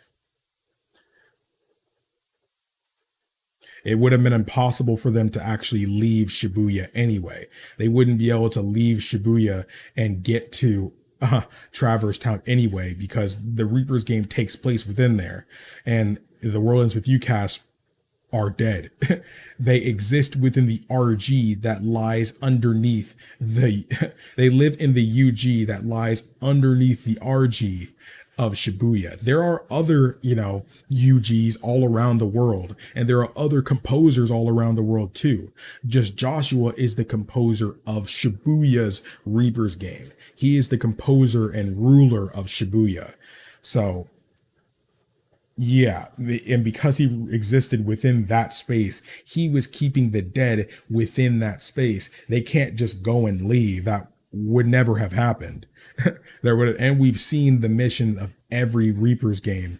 Every day of every Reapers game we've seen. There wasn't like a day we missed. No, you play through every single day and see the ending and then get out of the Reapers game and everything. And we clearly see Neku in the cast talking about being in, the game. And you can tell it still was an earlier version of the characters too, because Neku was still like the, emo, I guess, edgy kid, I guess, when he's not like that at all later in the game. So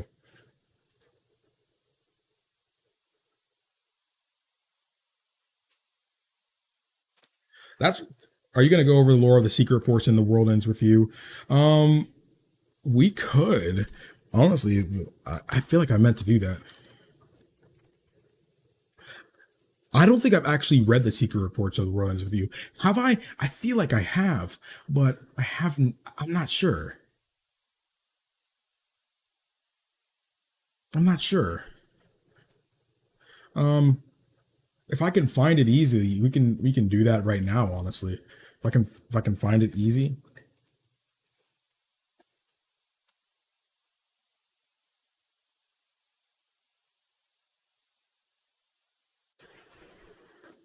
I don't want to see a guide for it. I literally just want to see the secret reports. I'm wondering if there's a website that just has all of them. Ah, okay. I guess we can do, this stream is already way longer than I thought it would be. So we might as well just say screw it and do that too. So what's up, Jazora? But yes, I was telling you, for instance, that was the main reason why I streamed through this game, was because I know the World Ends With You's importance to Kingdom Hearts is there. They would not have had them in Dream Drop Distance or have Sora wake up in the Shibuya Scramble for it to not be important. I know that for a fact, which is why I streamed through this whole game. There is a playlist for this series. Any of you guys who may have missed any of you guys that may have missed any of the streams, there is a playlist, and I will send that in here right now. That way you guys can catch up on the story and you get to see, you know, how we play through the game. We personalized it by making it our own. So let's go ahead and check out the secret reports. There is one secret report for every single day of the Reaper's game. And of course, there is 3 secret reports for the 3 days of a new day. All right, Mike, you have a good one. I found the secret reports, by the way, so we're going to read it here. Boom. So I'm going to, actually, let's go like this.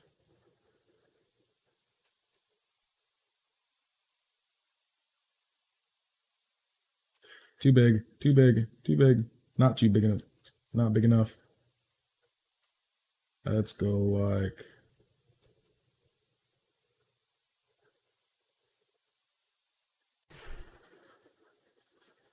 Okay, this should be good.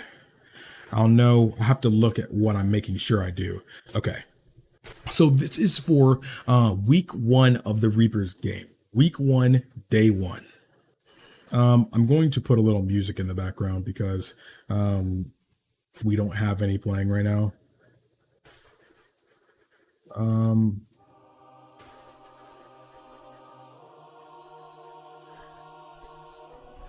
I don't necessarily want it to be this song though.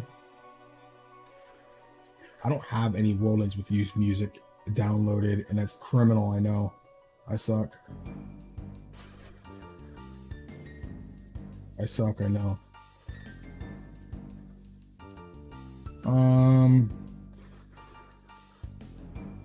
What's one really sad Kingdom Hearts song I could do that I have downloaded right here? Tears of the Light. All right. I know it's a lot to read, so I appreciate it. No worries. We're going to read through this, and I'll go to bed afterwards. We'll be doing this first. Oh, wait. I have something behind me now. Hold on. I just realized, wait a second. There's something behind me. All right. We're going to have to do something about that. Crop.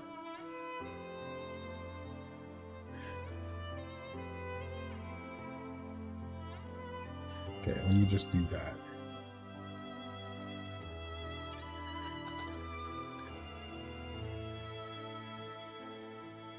Not enough. There we go. There we go. Boom. Okay. Okay, now we're going to read the secret reports of The World Ends With You. Okay. As is common knowledge, all games in the UG take place under our supervision. However, this particular game is saddled with a nigh unbelievable set of extenuating circumstances, catching the attention of the higher plane. Thus, I shall be taking a more hands-on role this time, as detailed in this report. The core differences in this game are as follows. Its role in plans for Shibuya's destruction, the composer's absence from the UG, the resulting limitations to his powers, and the game being played by a proxy.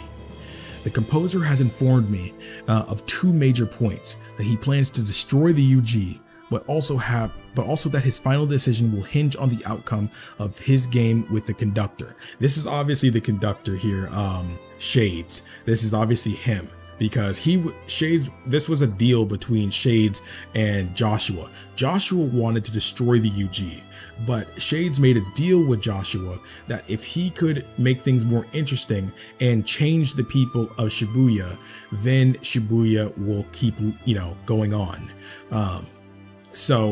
And Joshua was like, okay, well, if you can do that, then I won't destroy Shibuya.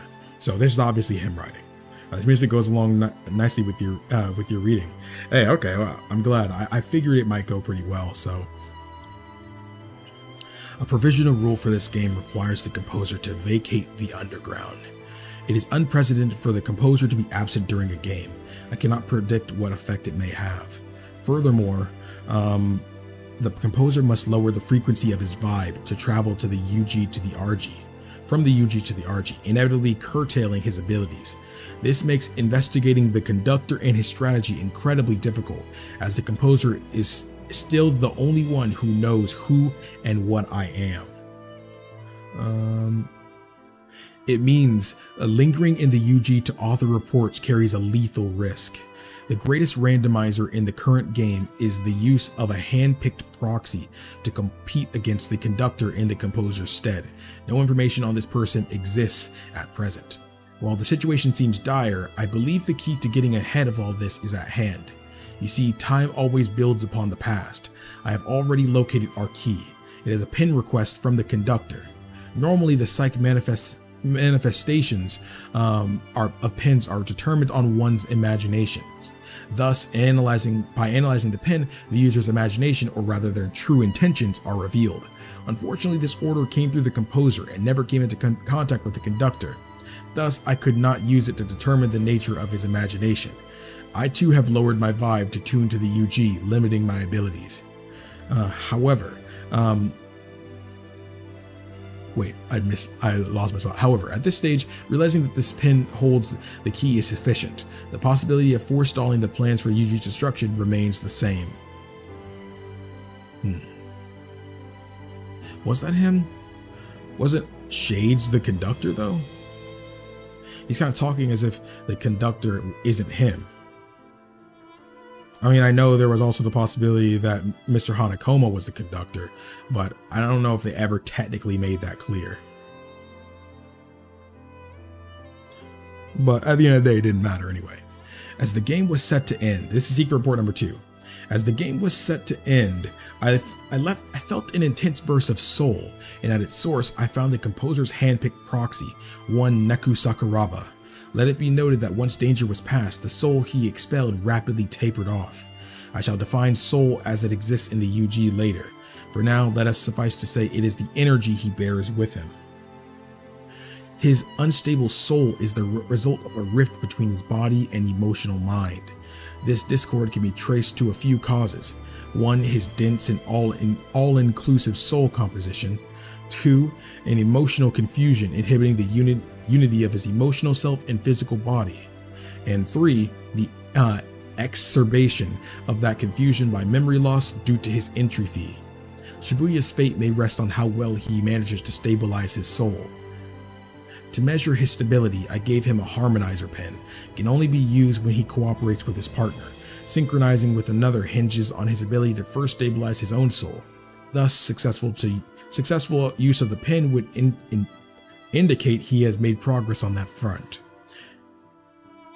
The further he is able to push and his partner's psych resonance through fusion, the greater his own internal stability will have become. The progress of his soul merits close observation henceforth. Secret Report 3. Allow me to redefine the composer's role.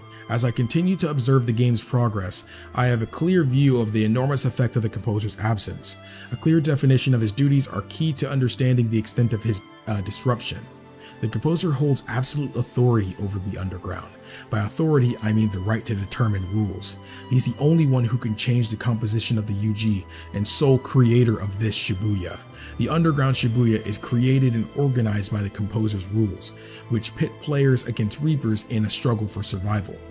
A new composer only arises when the previous one is defeated. The victor takes the victim's place. At this juncture, the new composer rewrites the rules of UG Shibuya. However, there is no composer at all in this different situation.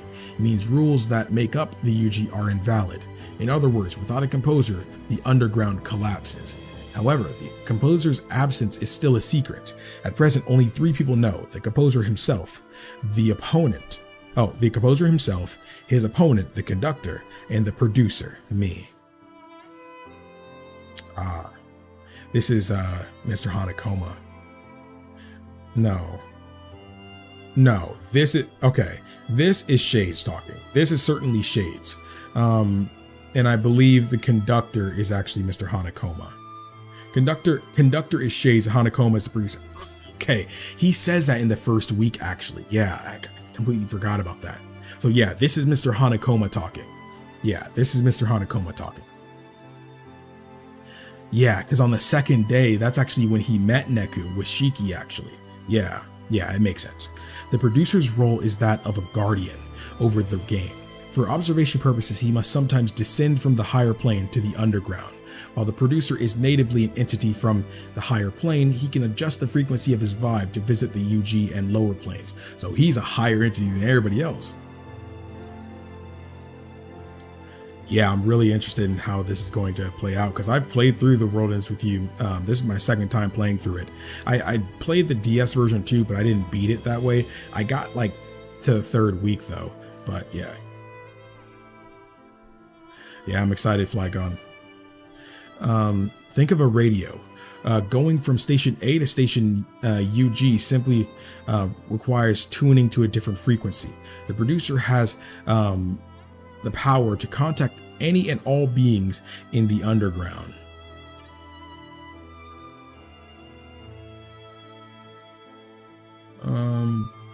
However, he is strictly prohibited from revealing his identity in the UG. His existence endangers the stability of the rules and balance of the RG and UG. Thus, the producer's identity must stay a secret from the Reapers and players, not to mention those in the RG. He may freely contact only one person as the producer, and that is the composer. Yeah, as we saw him constantly call back and forth to Joshua throughout the main game. Day 4. The UG exists as a separate plane where the composer can judge the worth of men. Within are Reapers and human players. It is infeasible for the composer to judge all of humanity by himself, so a filtering system utilizing the Reapers was created, the Reapers game. Wait, let's do that. Let's reread that. Within it are Reapers and human players. It is infeasible for a composer to judge all of humanity by himself, so a filtering system utilizing the Reapers was created, the Reapers game. Reapers act as a test, weeding out unfit players. Upon becoming a Reaper, one's physical body changes, gaining incredible strength and an extended lifespan. As Reaper and player alike progress through the game, engaging in imagination-driven combat, their soul is redefined. Soul is an abstract matter, revealed through our research into life and death, and a component in the makeup of atmosphere, humans, will, thought-all phenomena. As Reapers execute the game, they undergo a process of evolution, from grunts to officers to the composer. However, Reapers that follow the ideal route are rare, and most are erased by players. Sorry, I keep looking back and forth to make sure I have to scroll at a different speed, because what you guys can see isn't all I can see. I can actually see more, but I have to make sure I'm not reading something you guys can't see. Reaper or player, those erased within the game disperse the mind and spirit housed within their flesh in the form of soul. Thus, they are erased only from visible existence. Their soul persists in the UG until gathered and tied together according to a new code.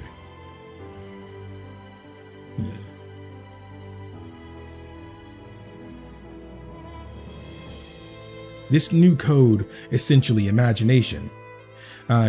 Given sufficient imagination, any form is possible, be it a pen or a Reaper. So when people die in the game, it's only their visible existence that's erased. Their soul still persists in the UG until gathered and tied to a new code. So that's how, okay, we know that because Rhyme, when she died, she was able to be turned into a pen. That's why she didn't actually disappear. But she could also have been turned into a Reaper, but it says any form is possible. So couldn't she just been turned back to normal? Variations in this code cause the soul to manifest in different forms. In other words, humans, Reapers, and Noise are all entities forms of soul. The only difference is their code. And what are noise? Entities without conscious will, only the drive to multiply. Thus they constantly thirst for soul, attacking players and possessing humans in the real ground. Soul consumed by noise is destroyed. Soul consumed by noise is destroyed even if the noise is erased. Thus, possessed humans often exhibit a rush of euphoria immediately after the noise is removed. Though untested, the same would likely hold were a player or reaper possessed. This is the dark higher level Nomura stuff that I love. Though untested, the same would likely hold for a player or reaper possessed. Day 5, Secret Report 5.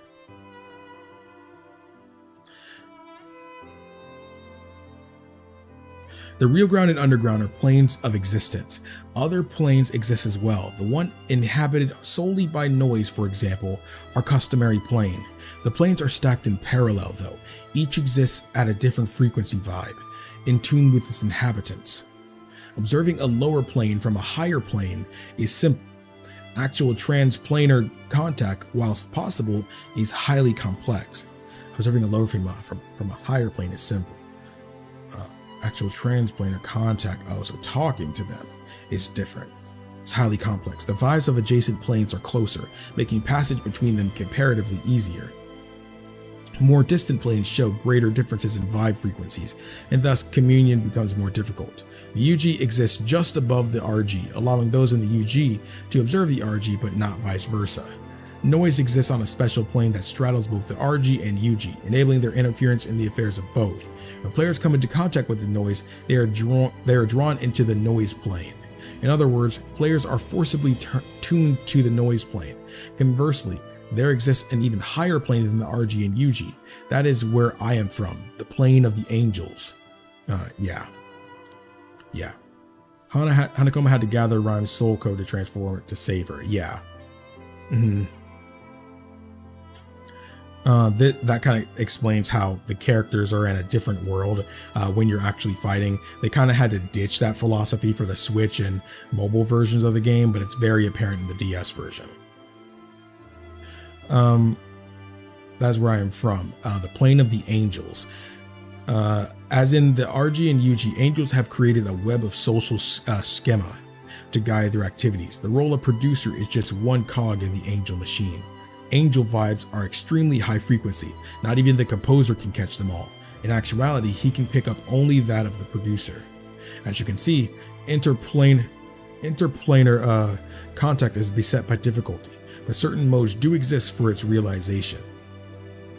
One is the molecular decal within its area of effect. Players from the UG can manifest visibly in the RG.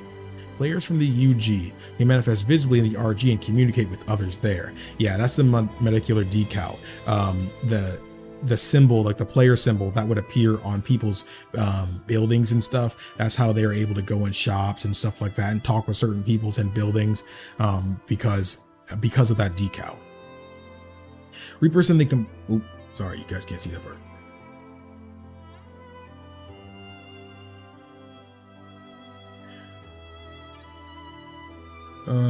You guys can't see that either. There we go. Reapers and the composer can down-tune their vibes at will. Near these decals, however, even their vibes will be forcibly adjusted to the lower frequency. Another mode, imprinting, requires no physical manifestation in the RG. Imprintees experience the converted thoughts at bursts of inspiration. The reliability of these communiques thus depends on the person receiving it. Hanakoma has such an intellectual dialogue.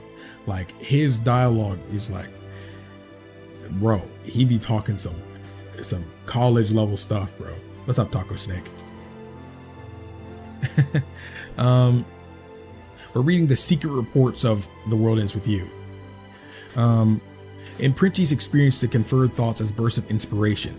The reliability of these communiques thus depend on the person receiving it. For example, successful communication with preoccupied people is unlikely. Furthermore, recipient interpretation of said inspiration colors the message, making imprinting unreliable at best.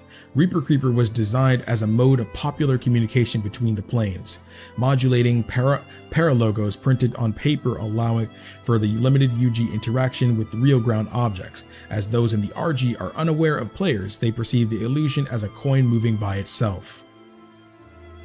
I feel like I'm gaining the IQ points is ticking up right now. I feel it. I feel it. Shiki, day 6.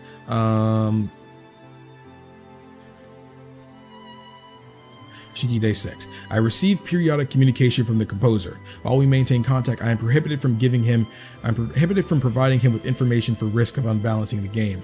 I am permitted only to respond to his commissions for certain items, and even then I am able to only create and deliver said items. The composer has requested increased phone functionality for the use of the next game.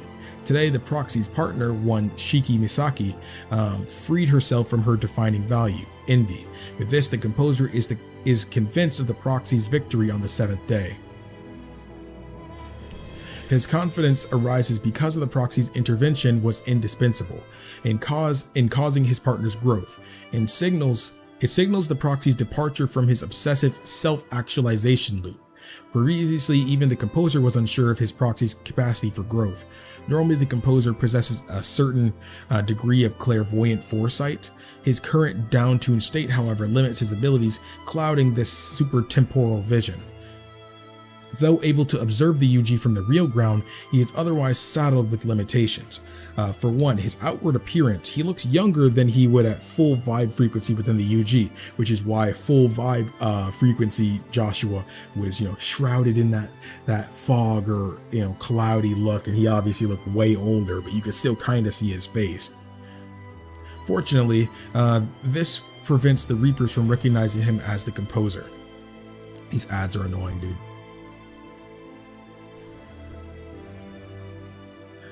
Okay.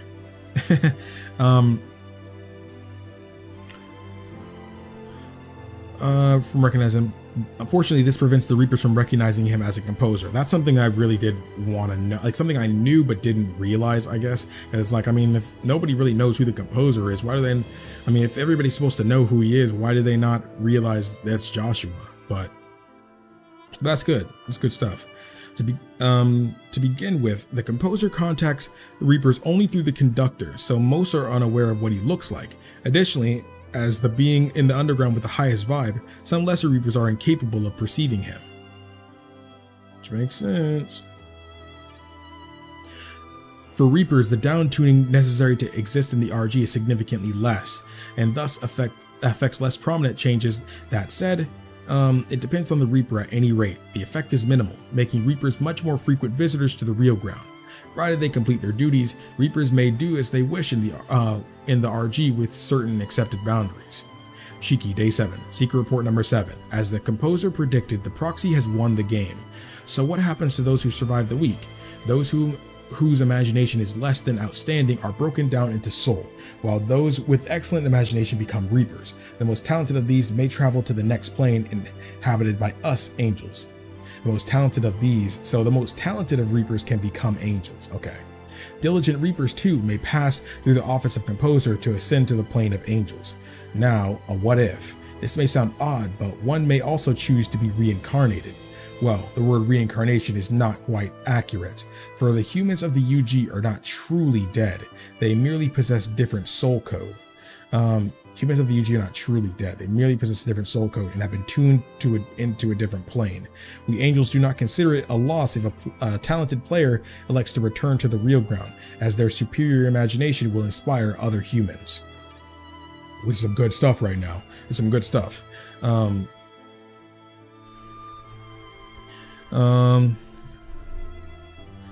Let's scroll. Upon returning to life, the exceptional player's creative activities soon make their mark upon society. His art, music, and other output become a part of culture, spreading and persisting through time, refining people's imagination even without personal contact with the player. Certainly this requires time, but no one has ever accused angels of being in a hurry. The composer's absence during this particular game, however, means that reincarnation is not an option. Only the composer possesses the level of imagination necessary to reincarnate. It is beyond the conductor's means. The conductor continues to act as if the composer was present, but this farce can only continue for so long. I will be watching with great curiosity to see how the conductor responds once his ruse unravels. It's funny because throughout the game you can see what's her face, the Iron Maiden.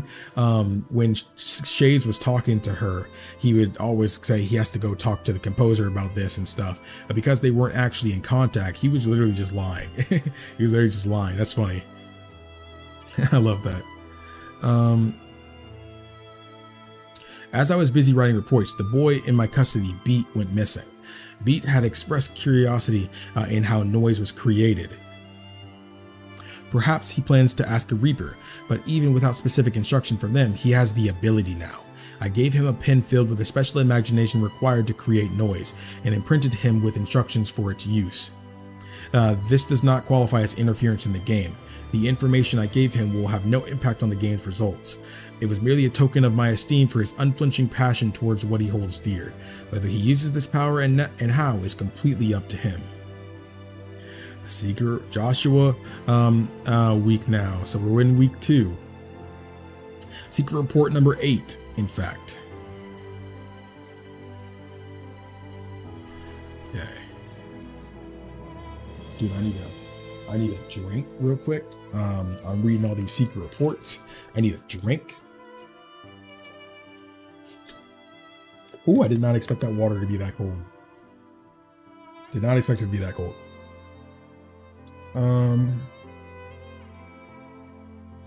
As predicted by the composer, his proxy has entered the game a second time.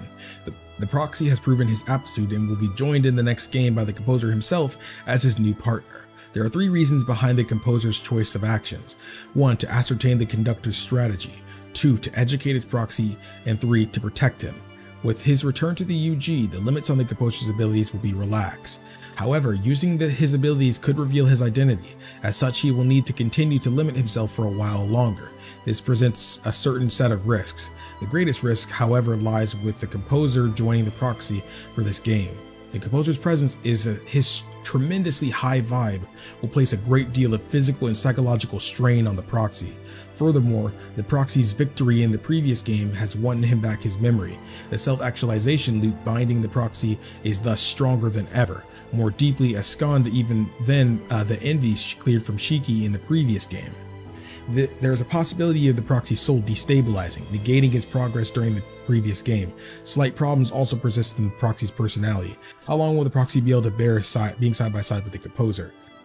That explains why Neku would his head would start hurting sometimes at certain moments and stuff.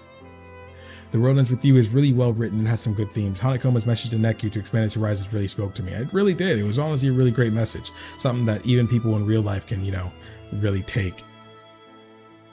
I know you guys didn't see that last line. How long will the proxy be able to bear being side by side with the composer?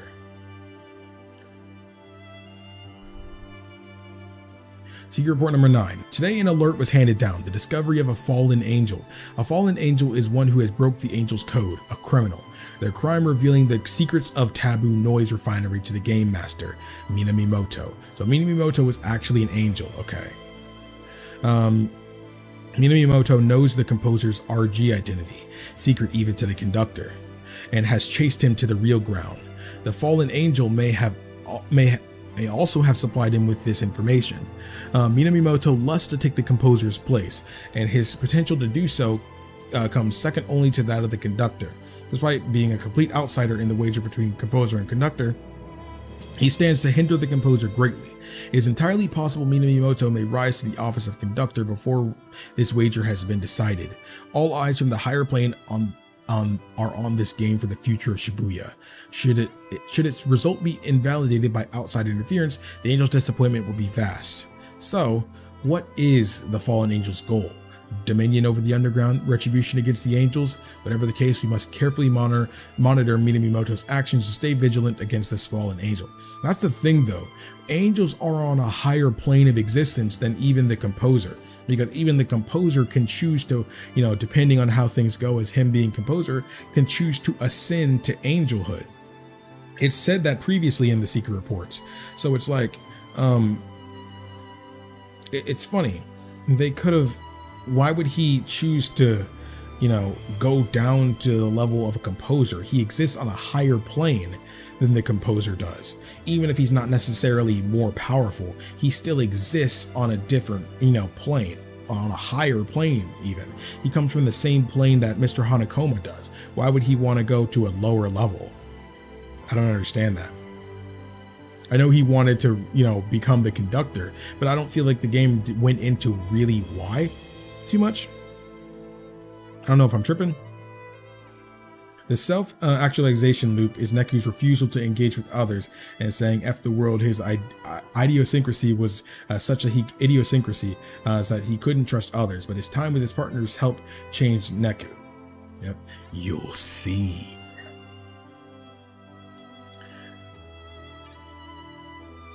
Okay, so now we're on day 3, secret report number 10. I feel like the secret reports of the first week were kind of slow. I feel like we're getting into the thick of it now. Honestly, I do feel like that way. I was finally able to hand over the phone tracking application the composer requested some time back. I informed the composer it was ready 3 days ago, but they apparently had no time to come pick it up. It just shows how carefully the proxy is planning each move. The application detects the conductor's imagination. With it, one can walk around Shibuya and piece together the conductor's strategy. At this point, even I cannot fathom the conductor's plan. I will have to rely on the information gathered by the composer. While I wait for his findings, I will work on the composer's next order, a second revision to the phone's functionality. Today also marks my first contact with the proxy since he formed a pact with the composer. He appears considerably wary of his partner at present time. As expected, the psychological strain is severe, so severe in fact that most players would be unable to continue.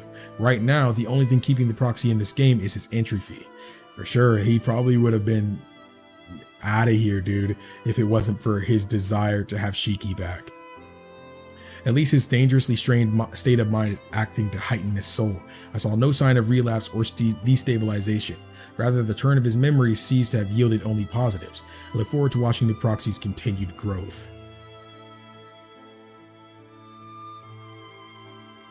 The composer's reports indicate rough going in his investigation. I suspect the limits of his abilities. Meanwhile, Minamimoto has not issued any missions. The Reaper elites must be alarmed as well. Perhaps this is more of the fallen angel's influence. As I've stated, Minamimoto is suspected of I cannot pronounce that word, of a liaison with a fallen angel. Oh, Minamimoto isn't a fallen angel. Why would they kind of word that like he is? Now that I think about it, what if the fallen angel is Coco? No, that's impossible. What if they didn't come up with Coco until later on? Because again, this came out like what, 2018, 2019, 2018, I think, the Switch version came out. Then they just sat on this idea for what, 11 years, and nobody knew who the fallen angel was this whole time? Because the only person that Minamimoto would be directly working with that wasn't in the main game, Leah-san. Okay. The only person that Minamimoto would be working with would be Coco. These reports tell you who it is. Okay, I'm gonna keep reading then, because I'm like, hold up. I told you these secret reports kind of hitting different right now. You'll see. All right, we'll see. Fallen Angel may have chosen Minamimoto for a few reasons. First, none desired the composer's office more. Minamimoto's obsession was great enough to compel him to pursue the composer into the real ground. Unlike simple Reapers, however, the composer's powers are not lost in the RG. I can just imagine the shock dawning on Minamimoto's face as I write this. The composer must down-tune to frequency of the real ground, limiting his powers. However, Minamimoto was in the same boat. As a result, the difference in their abilities remain unchanged. Thus, the assassination attempt failed. While Minamimoto's efforts were fruitless, they served as an ample proof of his convictions. The second reason the fallen angel may have targeted him is his lack of loyalty to the Reaper's organization and his preference for solo action. Okay, well now this is making me think, okay, they're not working together, so it can't be Coco. the second reason the fallen angel may have targeted him is his lack of loyalty to the Reaper's organization and his preference for solo action, which is minamimoto. His distaste for cooperation meant little chance of him revealing this fallen angel's presence. I gotta keep reading, dude, because I gotta keep reading. Keep reading. It'll explain it, Jordan. Keep reading. The third reason is his consistently unconventional aesthetic. His bizarre actions regularly cause confusion amongst those around him. Even if the fallen angel were to urge him to do something out of the ordinary, that would be ordinary for him. No one would suspect a thing. I feel like I need to reread that. The third reason is his consistently unconventional aesthetic. His whole math thing and how he'd be looking. His bizarre actions regularly cause confusion among those around him. Even if the fallen angel were to urge him to do something out of the ordinary, that would be ordinary for him. Okay, I get it. So is that a slow? This is why he is an ideal target for a fallen angel to work his agenda without raising suspicion. At least it seems a logical conclusion. The question now is, why has Minamimoto abandoned the game, and what is he doing? I suspect that his only current objective is to take out the composer. If so, he's likely preparing for the 7th day and his opportunity to confront the players. Just what did the fallen angel tell Minamimoto? Perhaps no one will ever know. Joshua, day 5, Secret Report 12. The proxy feels affection for the art of the designer Cat, myself, as he was picked by the composer. This is hardly coincidence, it was inevitability. Cat's creative works are embedded with command codes. His art acts as a medium for mass imprinting. The imprinting players use only works on individual basis. However, through art, one can affect anyone who comes in contact with the work. I imbue my art with 2 command codes. The first is enjoy the moment more. This strengthens the imagination. The proxy received this signal loud and clear, though past trauma precluded him from responding accordingly. The second code, gather, calls to those with strong imaginations, hence the inevitability. Why wouldn't the composer find his worthy proxy standing in front of my graffiti? That kind of sucks in the same way. That kind of sucks because, that felt like there was something special about Mr. Hanakoma because he really kind of got it. But the only reason his art spoke so much was because he embedded it with a code to make you feel that way. I mean, I guess you could say making a song with the intention of making people feel that way, is the exact same thing. But I don't know, it kind of feels different. He's not doing it because he wants to spread this message. He's doing it because he has the purpose he's purposely trying to mass imprint people. And I don't know, even though it's essentially the same thing as trying to make content that people can enjoy, just like I'm doing, or any music artist or something does, it just feels different. It feels different. A single reason exists for rigging my art this way. The creation of the future requires imagination. My art is widely accepted in Shibuya. This proves that those with imagination sufficient to create the future are gathering in the area. Shibuya's future is looking very bright.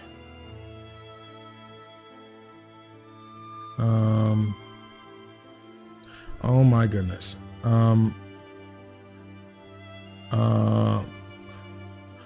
Where? Perhaps no one will ever know. Looking very bright. Okay. I have finished revision 2 of the phone tracking app, which allows it to detect the Shibuya River. The composer aims to use this device to convey the river's location to the proxy. Before passing that knowledge along, the composer needed to understand the conductor's plan. As of yesterday, he felt confident in his hypothesis. The composer had encountered red skull pins everywhere the detector had led, the same pins I created at the conductor's behest on the first day. I suspected they form a prime piece of his strategy. The imagination he has filled those pins with is the same as that as the player pin, imprinting. They are set apart, however, by a single major difference. The red skull pins are made to imprint targets with the conductor's will. Anyone wearing the red skull pin is dominated by the conductor's mind. The further the pins spread, the more people he controls. However, the red skull pins have penetrated less than half of Shibuya's real ground population in the last 2 weeks. At this rate, the conductor's strategy will end in failure. How does he intend to penetrate the rest of Shibuya? I will be monitoring his actions closely. Yeah, and, we know how that's going to end up, having seen it. Yes, you're getting it. I'm getting it. I'm learning. Today's final The final day's mission came from the conductor, eliminate Minamimoto. Unexpected as it was, tension ran high, but the composer's quick thinking saved the day. In the end, all went according to his plan, and he successfully guided the proxy to the next game. His soul entailed first defeating Minamimoto, thereby ensuring the proxy's victory. Secondly, the composer pretended to be erased by Minamimoto while shielding the proxy.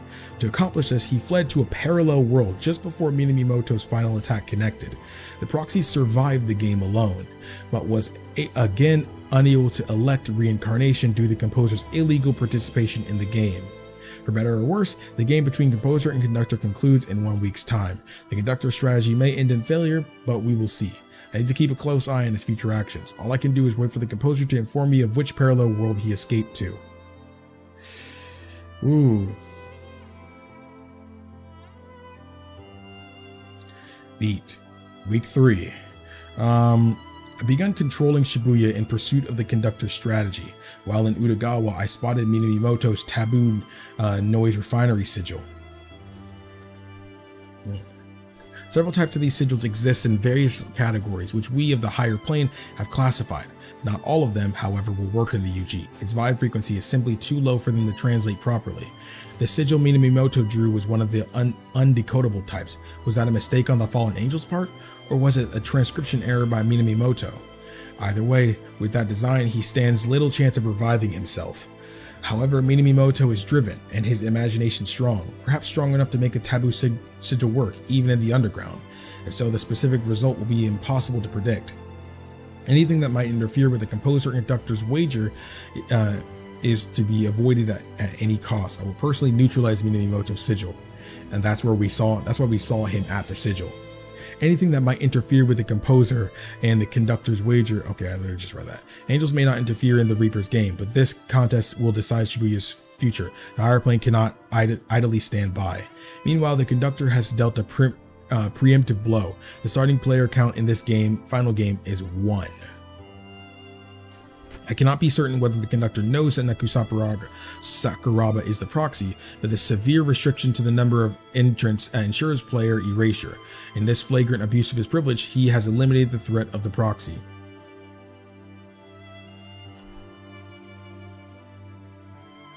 With the composer in a parallel world, the proxy's position is perilous. Still, as producer, I am bound by the rules. I can offer him no help. All I can do is guide him to the Shibuya River. Call it luck or fate, even by himself the proxy has managed to form a pact. He's partnered to beat, now a Reaper, who is himself fixated on reaching the river. As such, guiding the proxy will require little work on my part. Still, I haven't uncovered the conductor's strategy for this final week. I cannot afford to relax quite yet. The conductor has used Beat's betrayal as an excuse to issue an emergency call.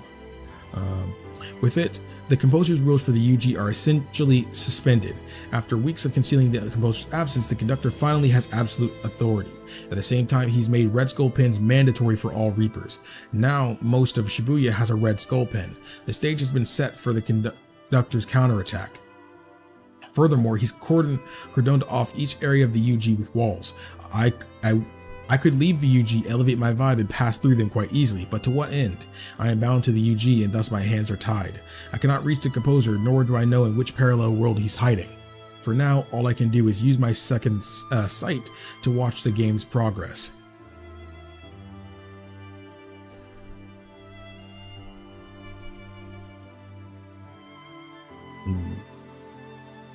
Parallel world. We know he escaped to a parallel world. Did we ever find out which one he went to? I'm not sure if the world he went to was the world that Coco created, but that was just a noise though. Maybe it was Traverse Town.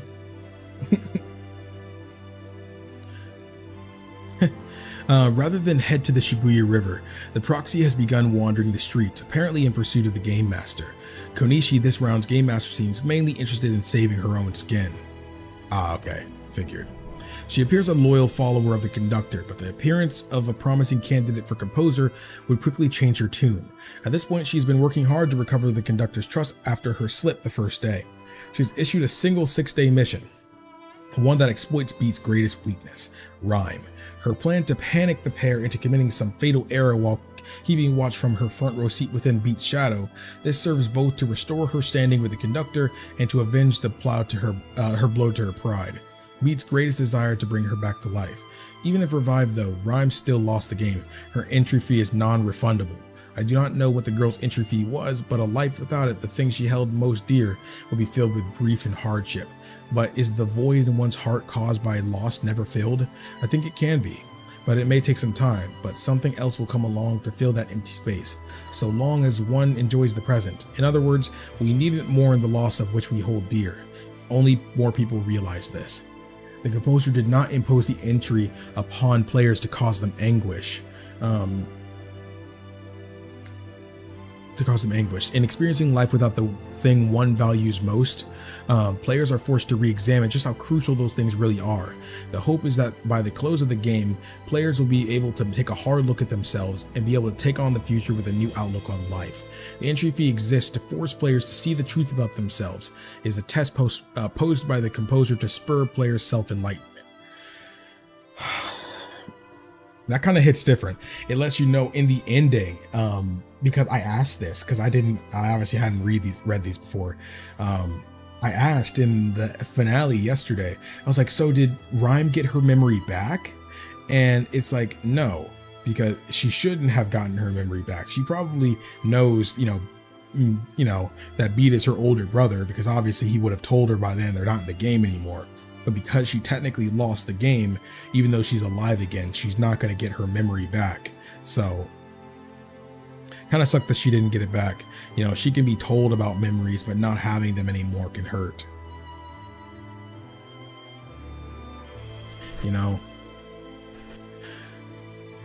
Beat Day 4. The conductor has begun his work with the Red Skull Pins. By bringing Shibuya's collective consciousness in line with his own, he hopes to accomplish his goal of rebuilding Shibuya.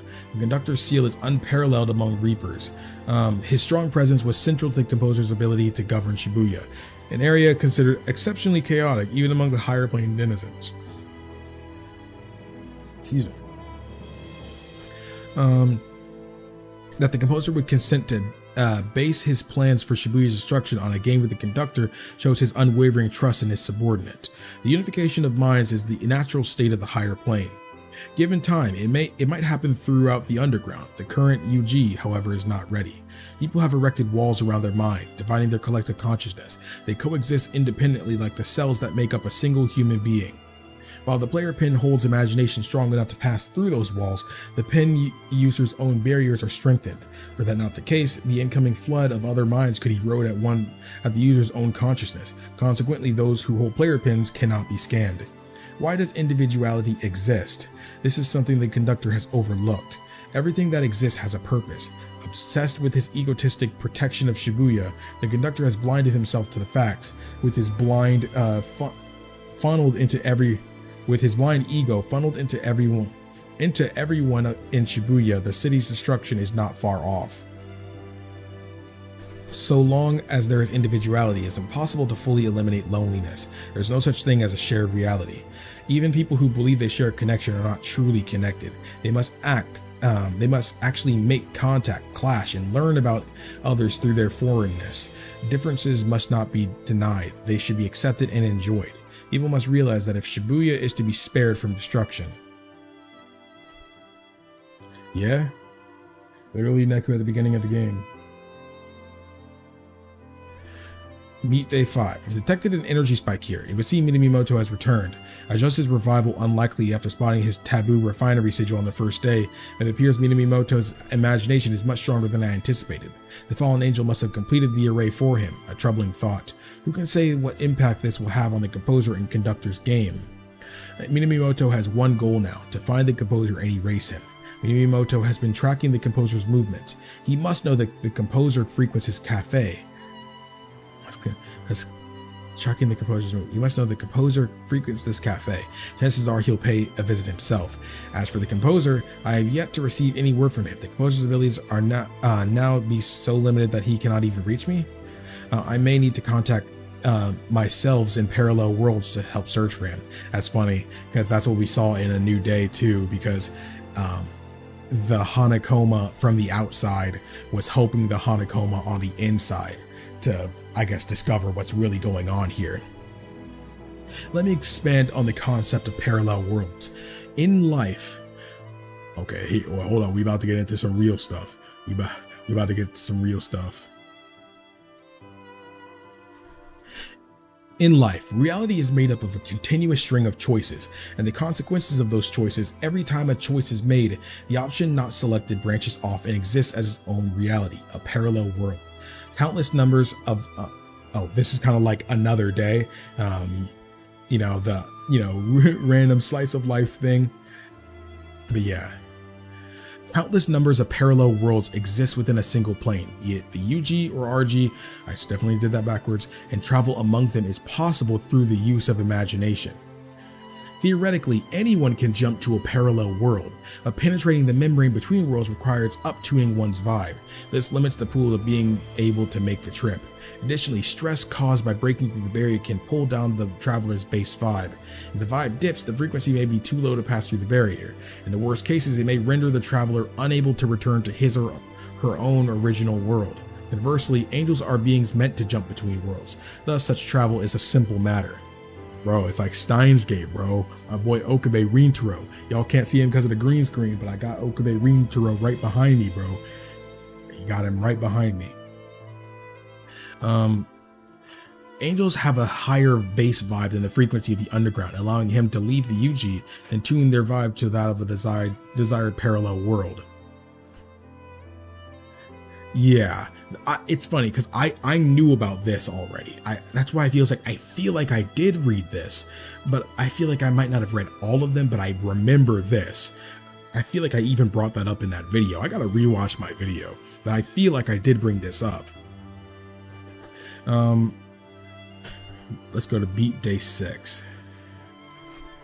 I have located the composer. He is in a world where Tenpin Slammer, or Tenpin Slammer of all things, reigns supreme. Yeah, it's the another day thing. I am off to retrieve him. Minamimoto has definitely targeted this shop, and not with friendly intentions. It is essential that I leave here immediately. I will leave the key pin to the Shibuya River for the proxy. He should know what to do from there. Shibuya's fate has been placed in the proxy's hand. It is no longer safe for me at the UG. My work here is done. All that remains is to retrieve the composer from the parallel world and bring him back to this one. The composer defeated the conductor. The composer defeated the proxy.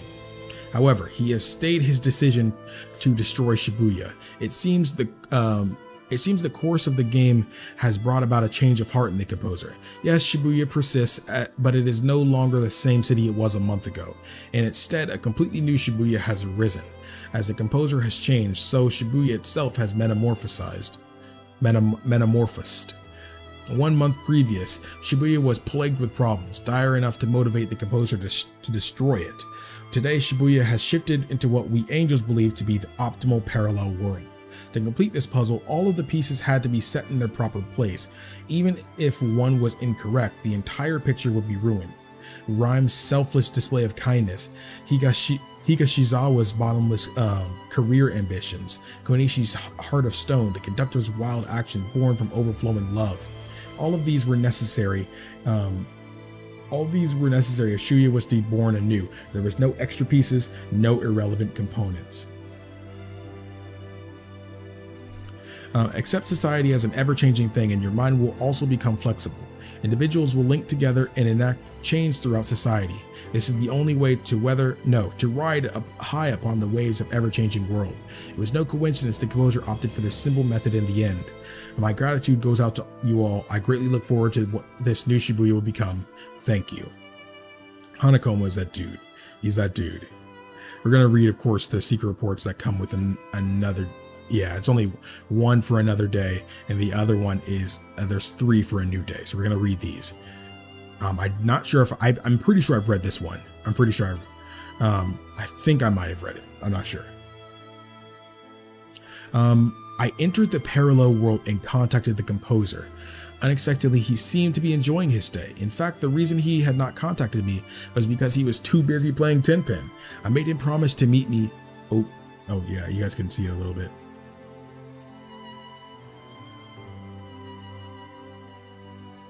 In fact, the reason he had not contacted me was because he's too busy playing Pen Pen. I made up him a promise to meet me at the Shibuya River. In the meantime, I need to hide out so as not to meet myself in this world. Usually, angels existing as multiple entities in the same world poses little problem. However, mine is somewhat a special case. You see, I am the...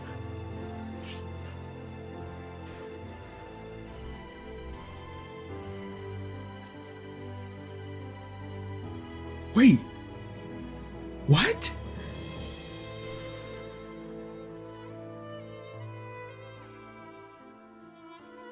Wait. Mr.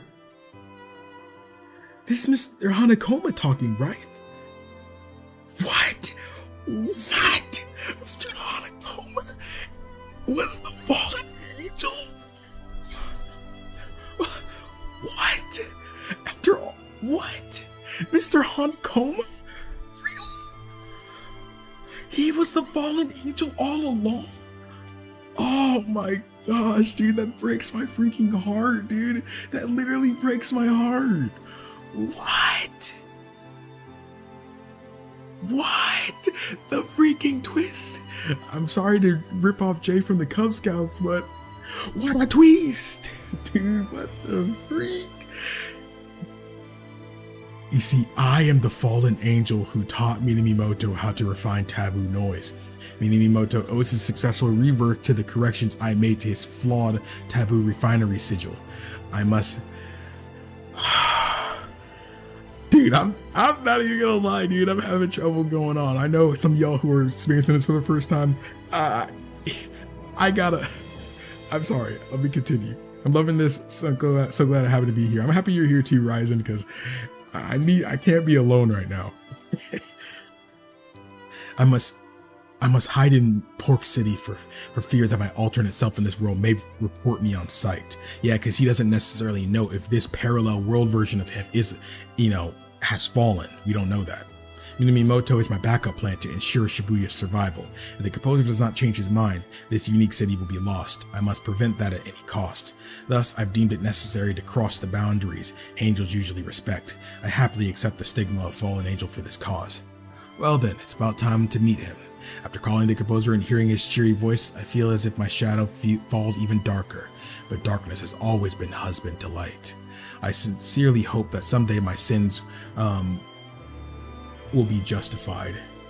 I still hold faith that they will, now and forevermore. One last thing to the composer's pick, Neku Sakuraba, the future you choose is within you. I'm glad to have had the chance to meet you.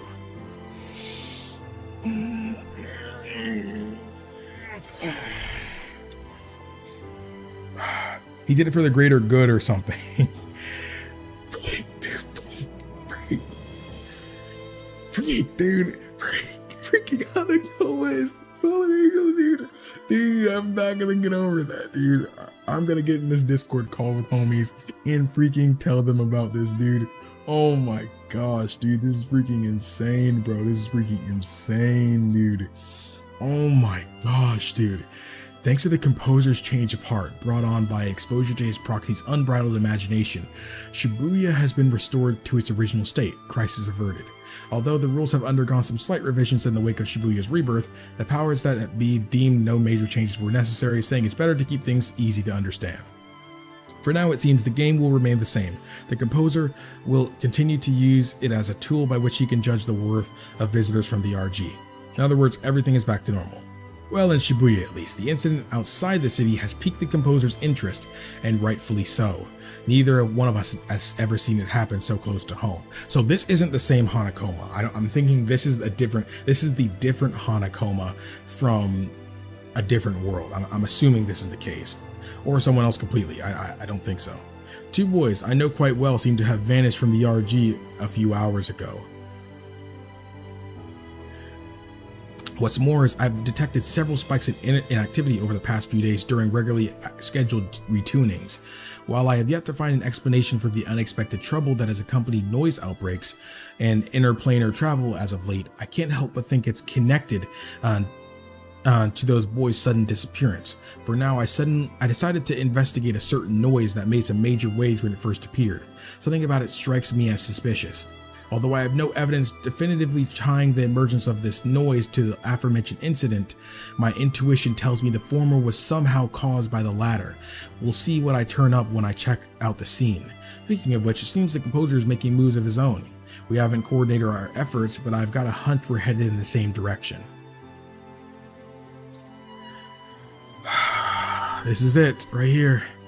It turns out the enormous noise under that little Reaper's control was actually a pseudo-parallel world, artificially constructed by breaking down and forcibly rebinding the soul from various noise. This sort of unusual and unstable dimension is extremely fragile, so we gave up on the idea of downtuning our vibes to launch an infiltration. Instead, I interfered with the noise from the outside by using an advanced method of imprinting. My goal was to save both boys. Unfortunately, I can only save one.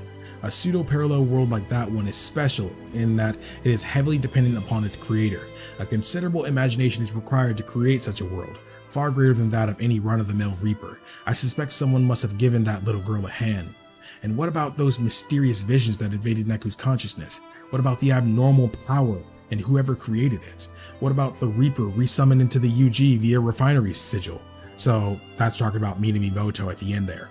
All these phenomena occurred almost simultaneously with the aforementioned incident in Shinjuku, that is, the inversion. But it is possible a single event could truly have such widespread repercussions. I'm determined to find out.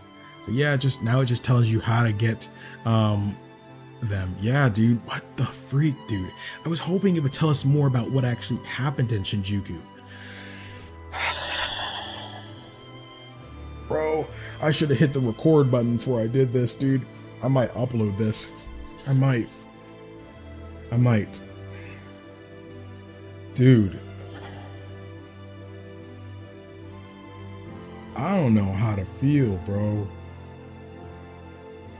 I don't know how to feel. I genuinely...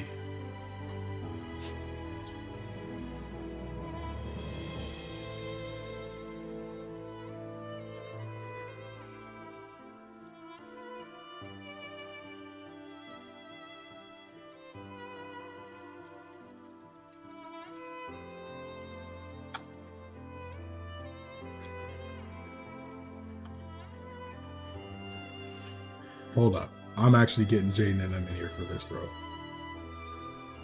Hello? Hold on. Give me 1 second.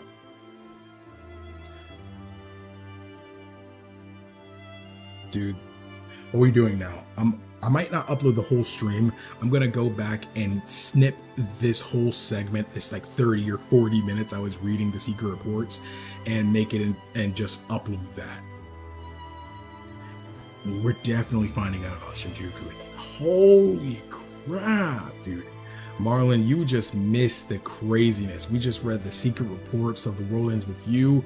Oh, those were way crazier than the secret reports of Kingdom Hearts 3, dude. Those were crazier than any of the secret reports in any of the Kingdom Hearts games, dude. What the freak, dude?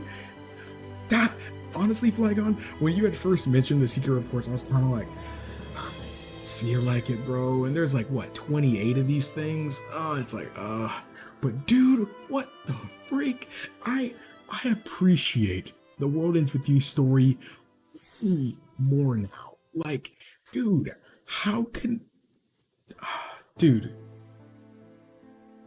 Wait.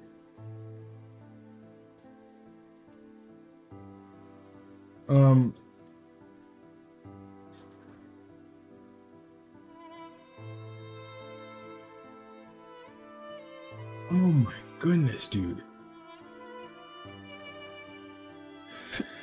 Dude, it's a good thing y'all told me, dude. Like, shit. I don't know how to feel. Like, okay. I'm waiting for Jaden to get back. He said BRB. I don't know where Cavern is. I pinged Cavern too to come. I don't know if Cavern's a big World Ends With You fan, but I don't know if he's read the secret reports. Okay, I'm back. Okay, Jaden's back. I needed somebody to talk to about this. I don't know if you read the secret reports, Jaden, but No, I didn't. dude, that it makes me feel like, yeah, okay, I really love the Worlds with You story, but when you read those secret reports, dude. Okay, I will send the secret reports link, guys, in the chat. I will. I'm still streaming, by the way, Jaden. Yeah, I'm looking. Okay, I just sent it for you guys to read if you guys so choose. But okay, a big part of the secret reports, pretty much all of the secret reports, was done by Mr. Hanakoma. It basically went day by day and what he was doing and his reasonings behind everything, all kinds of things. One thing they talk about too was the fallen angel, because we know about minamimoto, him being crazy and all this stuff. He was the one creating the taboo noise and all this stuff too. We know that, but I don't think the game does the best job telling you that it wasn't really Minamimoto doing all of this. Yeah, he may have been the proxy for this person, but he was only really doing this because he was being told to do practically all of this. All he wanted to do was beat the composer, but everything else was all because he was being told to do so by who was called the fallen angel, because Mr. Hanakoma comes from a plane of existence above the composer. He lives in the society of angels. I don't think the game really does a good job of explaining that either, but it's all in the secret reports. And so at first it made it seem like Minamimoto was from that society, but he wanted to become the composer, which I questioned when I was reading it. Why would he want that when that's a higher plane? But it turns out no, there's actually a fallen angel who is basically just a criminal angel who broke the rules of the angels, and he's basically wreaking havoc, and he's the one playing puppeteer for Minamimoto.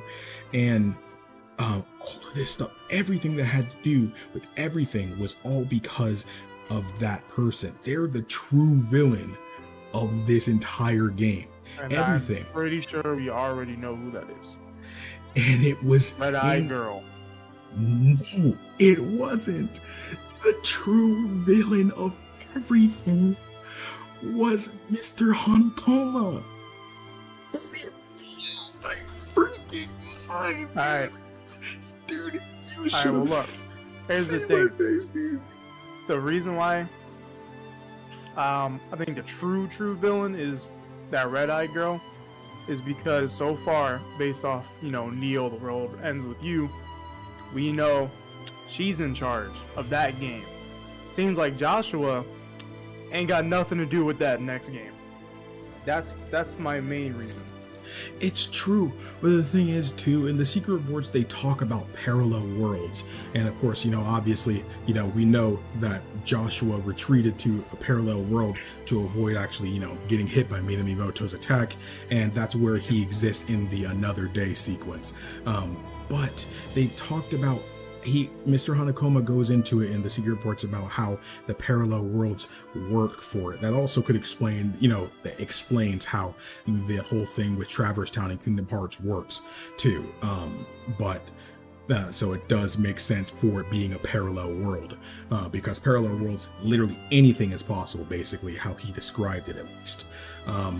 But it also went into detail about how when he went to another world, he says it's not strange for angels to see other versions of themselves in their world, because they all possess the power to be able to do something like that. It's simple. Technically, Another Day is canon. Yes, it is canon. It is canon. But you don't need to look at it. You don't. Literally everything you can get from it is explained in the secret reports too, anyway. So that's why I didn't even go. I didn't even watch or play through Another Day, because I knew they had secret reports for it, but I wasn't sure if I was really going to read the secret reports because I didn't feel like it was that necessary. But I'm glad I at least read the secret reports now, because I didn't actually play or watch it on stream.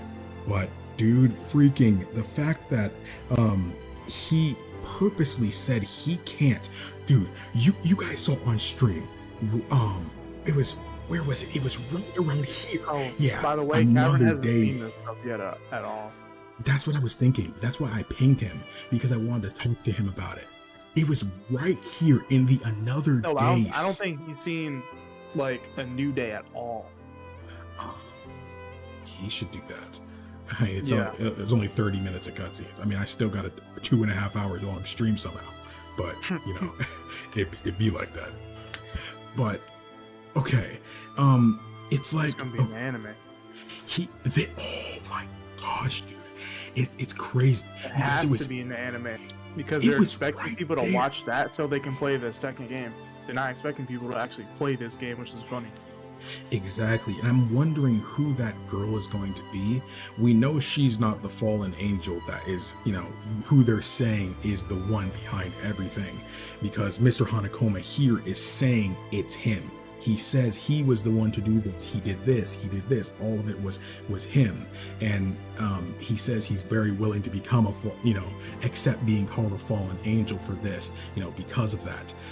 It seems he truly did care about Neku, though, even being this person. He still did care about Neku, which is nice. But the fact that they kind of jerk you around thinking Mr. Hanakoma is good, Mr. Hanakoma is bad, Mr. Hanakoma is good, and leaving it at that, and making you essentially play the game again just to get this report, you would not know this unless you played through the game another time.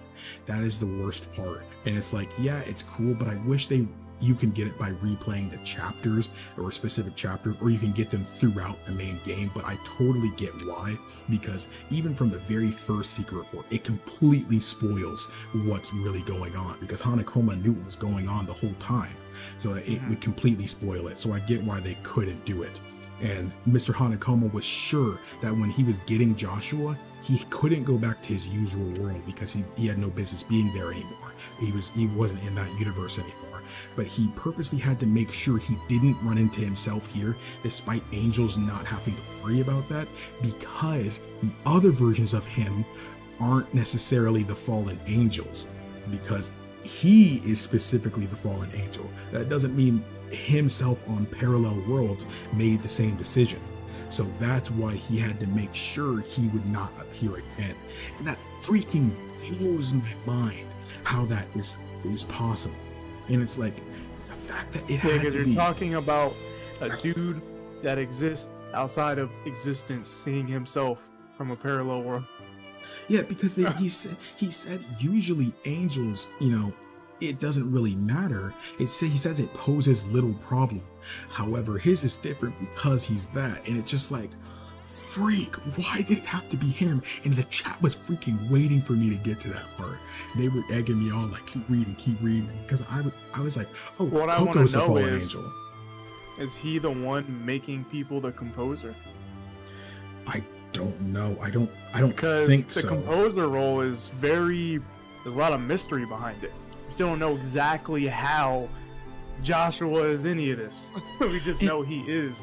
And it's strange too, because the fallen angel wants Shibuya to survive. That was why he was, perfectly okay with playing the role he was as producer anyway, because he wants it to survive, and that's why he was working with minamimoto anyway to try to get him to become the composer.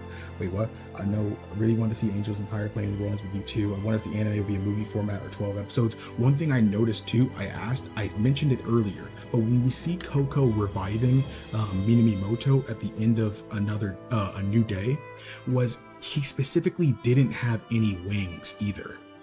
I'm wondering, was he revived as a human, or was he revived as a Reaper? Because Reapers have wings, and I mean, Reapers can choose to hide their wings, but would he naturally be hiding his wings as he's being reborn again? I don't think it's the same situation as Beat, where because he became a player, he can't be a Reaper anymore. Yeah, that's what I'm assuming, that because we see that obviously we play as him also in the new game.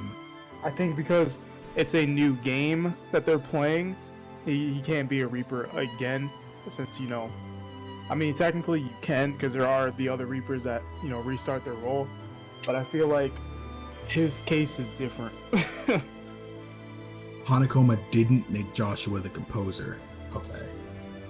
That's why in another day you would battle Mr. Hanakoma's taboo noise form. He didn't want his other self to snitch on him. Angels traverse other worlds all the time, so they don't have to keep the world order like in Cage. Yeah, because again, like he mentioned, that all angels have the ability to traverse parallel worlds. And the composer also has this ability. So seeing other versions of yourself when you're an angel isn't really a shock. They would obviously have a reason for being there, so it's nothing really to be, too upset about. What if But the anime is 21 episodes, 21 days? I don't know. There's 3 days in a new day. That's true. I don't know. It would depend. I think that'd be kind of boring though. Some days, not that much happens. So They definitely won't divide episodes up by days. They certainly won't. They won't. They wouldn't dare. Dang it, dude. Why, Hanakoma? Why? That makes me so freaking upset, dude. Because the thing is, this secret report was in the original game, even in the DS version, because Another Day was in that version. That wasn't even added for the new content.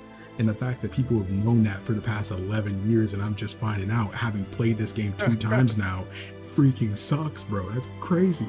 That's freaking crazy, dude. Dude. I don't see anybody talking about it either. That's the crazy part. They're so good to keeping this secret too, because I would have hated knowing that. I would have definitely hated knowing that. And when we're looking at the A New Day secret reports, it seems like this is also written by Hanakoma, but it's written by a parallel world Hanakoma. At least that's what I'm getting from this. That's what I'm getting from it.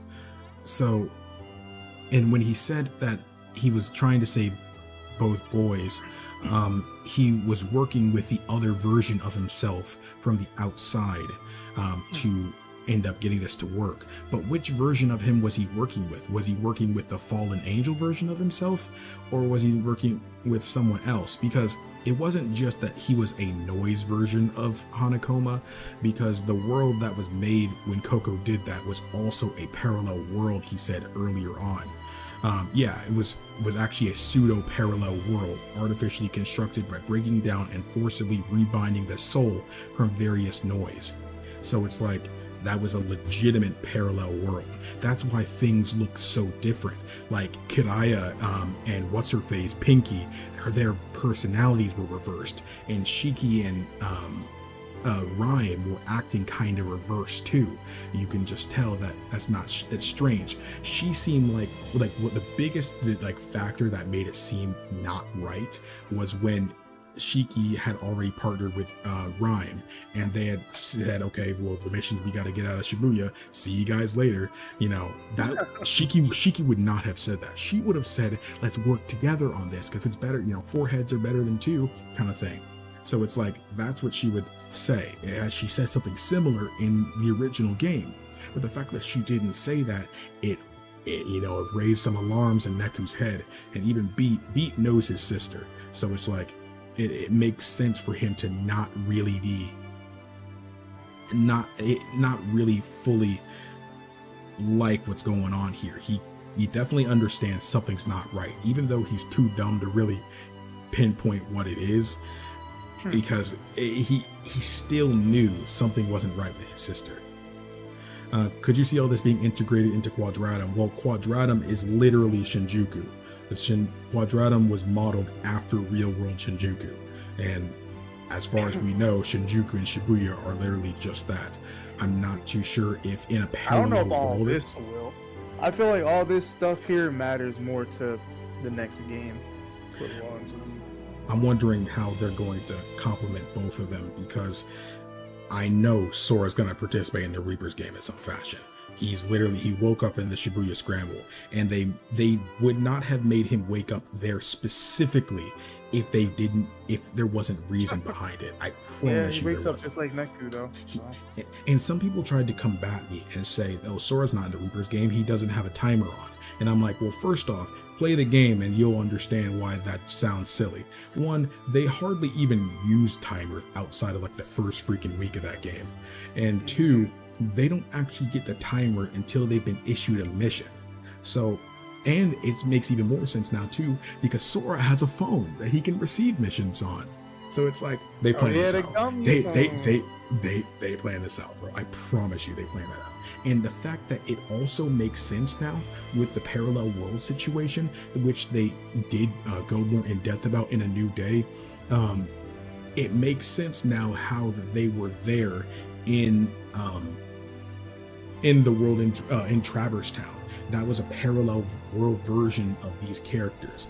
And when he depending on which world and which version of Shibuya Sora goes to, Neku will likely not know Sora unless he goes to the version of the world where the one he met is actually from. That would doubt that. I doubt it, but I'm not too sure. Unless Sora has the ability to change his vibe frequency, like the other characters like Hanakoma and the Composer and stuff do, he should not be able to do that. So, Square Enix really do love parallel worlds. Guys blow up my mind every time. Shinjuku was lost in the Veer Rex trailer. That's what I said, dude. That's what I'm saying. The event in A New Day when they said Shinjuku was destroyed or was lost was the event that happened in the Veer Rex trailer. Because obviously that didn't look like something that just happened, off hearsay. Like, hey, you heard what happened on Central Street? No, that seemed like something everybody in town was gonna know about. That seemed like a citywide catastrophe. So it seemed like, I know they said it was because noise was able to manifest in the real world, but what if those enemies from the Verum Rex world are actually noise? Because noise don't have a specific look. There's no way, there's nothing saying that they can't look like those enemies. And the fact that Shinjuku is playing a big part in the ending of that game and the new content and being modeled for Quadratum is not a coincidence. I promise you it's not. So Sora participates in an alternate version of The World Ends With You. My gosh, dude, you're having me up before shift starts. Now I'm pumped. Hey, yo, I'm sorry to do this, but at least now you got time to theorize. I used to do the same thing. I used to think about scripts and video stuff when I'm at work all the time, dude. I used to do it all the time. I used to try to take little pieces of paper and try to, write out scripts when I had my free time and stuff like that. When I went to the bathroom, I'd be freaking writing something down, and I'm just like, dude, I was doing it everywhere, dude. Angels can perceive things on a lower vibe, yeah, while other people on a lower plane can't sense what's above. And I have to review this whole the new characters like Rindo and stuff like that. That's something I did want to talk about too. I wanted to rewatch the trailer. I wanted to rewatch the trailer for The World Ends With You. Because that girl with the red eyes, yeah, who shows up at the end of A New Day. Neo, The World Ends With You. Hey, yo, my stream is like the third one on there. Hey, let's go. Okay, here.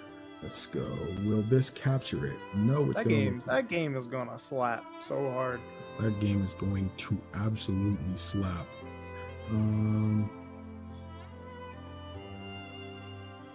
We all thought it. Well, I thought it was gonna be a new game. A lot of people are like, "Nah, it's not gonna be a game." Well, oh man, this is the announcements by the development team, so why would it be a game? People thought it was gonna be a mobile game. Oh, bro, screen shared trailer too, so I can get caught up. Yeah. Okay. Alright, let's do this. Set that crisp 1080p. Let me turn off the music. Remember when I said the stream was going to be 30 minutes long? Literally just me watching the new stuff and then going to bed. Hey, and I'm awake. I'm awake then. KingdomAce stream. It would not be a KingdomAce stream if a 30-minute stream didn't end up being 3 hours long. Alright, let's look at this. Again.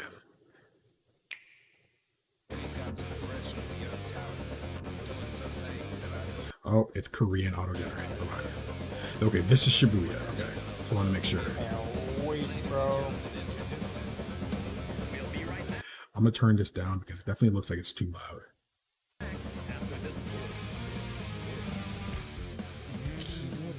Same vision as the one I had yesterday. Is this the future? It's... Wait a second. Remember when they talked about, they were wondering, hold up, hold up. I'm 20 seconds in. I remember No, he was talking about, it was the other Hanakoma. He was talking about, he was wondering, where was it? Phenomena that was occurring. What is abnormal power? What about those mysterious visions that invaded Neku's consciousness? Whoa. Yeah. Is this Persona 5? Oh no. Dude, you had me thinking you were about to give me the biggest Nah, brain freaking. I had to make that Twitter joke. Oh, bro. Oh Anyways, my god, it's Persona 5. yo, P3 is really great. But yeah, remember, they were wondering if Coco was linked to the mysterious visions Neku was getting, because Neku, remember, in A New Day, Neku was getting visions of the future, because at first he wasn't sure if it was flashbacks or just whatever, just some random things he's never seen before. But then he realized when he saw Rhyme sacrifice herself for Beat in A New Day, he had seen that happen before. He thought it was the flashback of what happened in the original first week of the Reapers game, but no, Nope. it was a vision of the future of what was about to happen. So maybe Coco is in, or whoever is giving Neku these visions, because this Hanakoma who's writing this doesn't know who it is, and I'm pretty sure this isn't the fallen angel Hanakoma, but this is a different version of him, and he's not sure who's doing this. He's not sure who's doing that. I don't know who's doing this. Neo runs a few ripped off Shibuya from Persona 5. That's crazy, bro. Again, I think it's linked to the girl at the end, and we see her in this trailer. So hit that play button. Let's freaking do this. Is this the future? Rindo, okay. Let's bring home the bacon, y'all. Viva Revolution.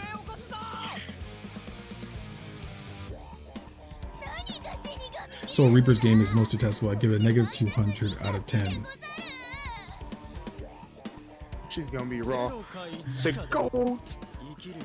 Bro, freaking Minamimoto is back, dude. Oh my goodness, dude. Okay, so this also is a weird quote because deletion is a Reaper thing still. So I don't know. You got two options, especially how that quote in general is like that, because they normally give you two options, fail and face erasure. You have to do the mission, or if you failed, face erasure. So I'm not sure. Minamimoto, oh my gosh, dude, he's freaking back, dude. Oh, that a slow. If this game is 60 FPS on PS4, bro, it's gonna be time. I still kind of want to get it on Switch. Me too. It's weird. Not gonna lie. And here I thought it was done for now. Okay, there's gonna be a lot of crap. Here I thought I was done for the day. There, you're all set. Welcome to the RNS. Reaper Reaper Network Networking Service. Yeah, but okay, is that Rindo's phone, or everybody getting it? Is this an actual? Yeah, they're all getting this app. Reaper, oh my god, it's Persona 5. Wait. Reaper Network Service. No, I think it's Reaper Notification Service. Maybe that's it. Because if they were, why would they be networking with them? Notification service makes sense. This is how they'll be getting their missions. Okay. Regardless, similar concept. Similar concept. Service. Nomura loves his goth girls. Hey, we love them. RNS, Reaper Network. Okay, yeah, networking service. Dang, dude. You'll get your, I feel like I knew that too, but you'll get your mission from it. Different name, same concept. Same concept. Wait, what was that? He said, man, I wish what? It happened so fast. Man, I wish that girl would have actually explained things. Yo. You kids must be the newbies fresh out of the box, ain't ya? You a Reaper? Why he look like the Cartoon Network chef from Total Drama Island? That doesn't mean a thing if you don't have this pretty little baby door. It's probably a thing related to the mission. You want to be a part of the remainder? Then follow my lead. Bro, Minamimoto. It looks like you can play as anybody. Yeah, it does. There's 3 pictures. I guess the blank spaces are where the answer goes. Some part of their mission for the day. Look, I'm not trying to hurt you, but this guy's a different story. part of the mission. My comrades and I didn't make this far by simply going with the flow. Afraid not, man. I'm flying solo today. Kanaya, was he? I don't remember Yeah. seeing him. Yeah, he was in the trailer. I legit missed that. Man's just chilling, bro. He will Kanaya's here forever again. be chilling. What a goat. And this is our game. Is he the game master? No, I'm pretty sure the girl with the red eyes is the new game master. You'll see. Shopping for misery. Wait. Sugumi Matsune. The thing is, we see her holding a Mr. Wait. What if she's related to Eri in some way? I don't know. What I think is, because remember, this is like a couple years later, so I'm just thinking, later on with the Mr. Mew stuff, it's just become a brand developed by Shiki. That's what I was thinking too, but then I remember Neku was having visions about her. Was he having visions that far into the future? Years into the future? I mean, we're definitely gonna see Neku in this game. He certainly is. He's not going to be the main character. I bet you everything we're seeing here is all week one. I bet you there's going to be multiple weeks. What's a World Ends With You game without multiple weeks? So there's definitely going to be multiple weeks. Let's see the next dialogue. Why is she looking at me like that? Have we met before? He's probably getting the same exact visions as Neku. Greetings, people.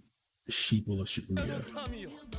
This is your game master, Shiba, speaking. Okay, yeah, he's the game master. He is the game master. I feel like she's gonna be the composer or something. Maybe. Because but why would Joshua was the composer and he was just around. You wouldn't know that till the end of the game. But Joshua was only there because of the deal between him and the conductor. So I'm wondering, why would she be here? Maybe that girl is the conductor? Possibly. But why would she be out here like this anyway, though? I'm pretty sure she has more dialogue in this trailer. Game Master Shiba, Shibuya's. Wait, hold on. What was that dialogue? What was that meaning? Oh, getting ready. Ready for what? Something bad? That's what? We seriously dead here? It's like, if we are to escape this game, Lord Rindo, we have no choice but to win. Zeptograms, we're part of the remainder. That guy's back. Just hang it there a little longer, everyone. Of course she had more dialogue. That's I'm tripping. Alright, yeah, I'm tripping. In the summer, I hope that means like May. May. Or actually, no, it'll probably be June because that's when the anime comes out. Or April, May, somewhere around there. Because they said like the anime's gonna finish first and then the game's gonna come out. So she has headphones just like Neku. What if that's like Neku and Aries? Oh, well, Neku and Shiki's like daughter or something. That'd be crazy.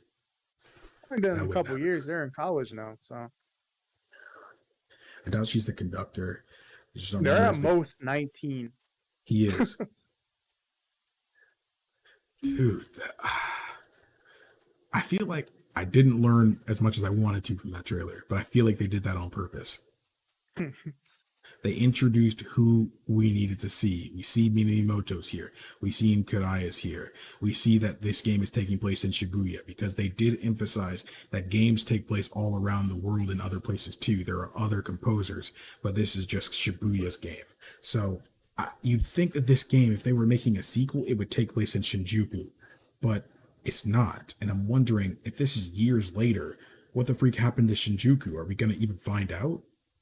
So it's like, I mean, we can always find out what happened years ago, but it's been years and Minamimoto is back now because we saw him get revived at the end of A New Day. So that means Minamimoto's been around for years now, unless that single scene, no, a single scene couldn't have taken place years later because Coco was still kind of hurt, after her fight with Joshua. Yeah. That big dude is just like Higashizawa. Yeah, you're right. Or he was that like later on down there. Yeah, that guy. But honestly, I feel like we talked about a lot. I don't know. Maybe I'm theoried out. What if the girl's a survivor from Shinjuku?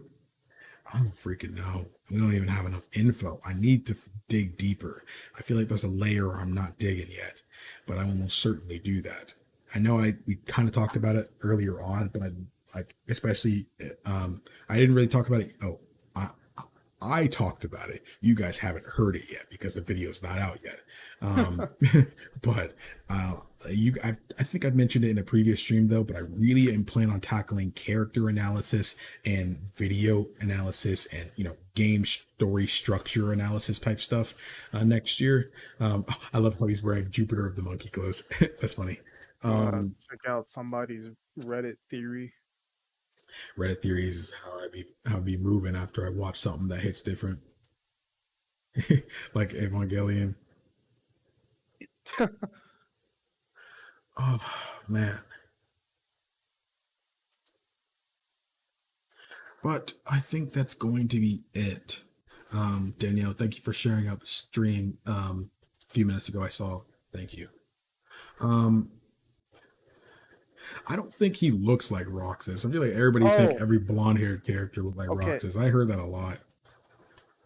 And one of the things to point out is that Joshua did say about the girl that she is the cause for the visions, at least. So we know that at Huh. least.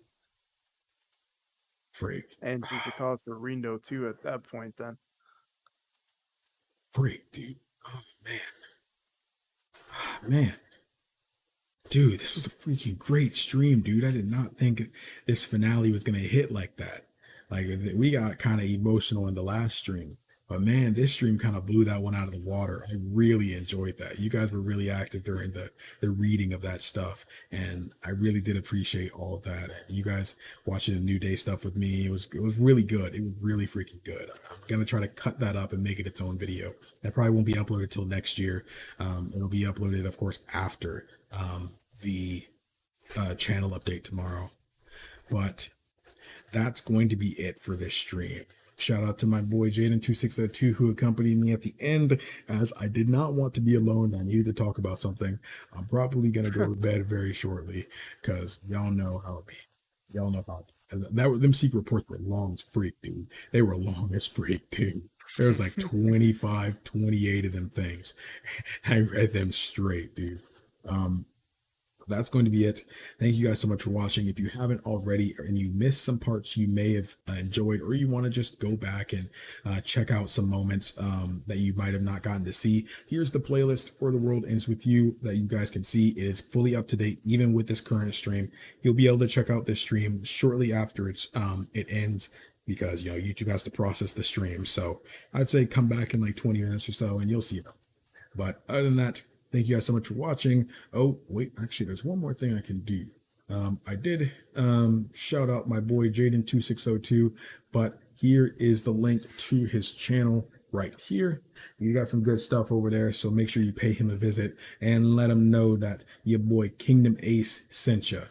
But thank you guys so much for watching. My name is KingdomAce, and remember, my warriors of courage, stay strong, stay beautiful, and always look skyward. This is the last stream of the year, by the way. I'm not streaming tomorrow. I got a video up. Have a good New Year.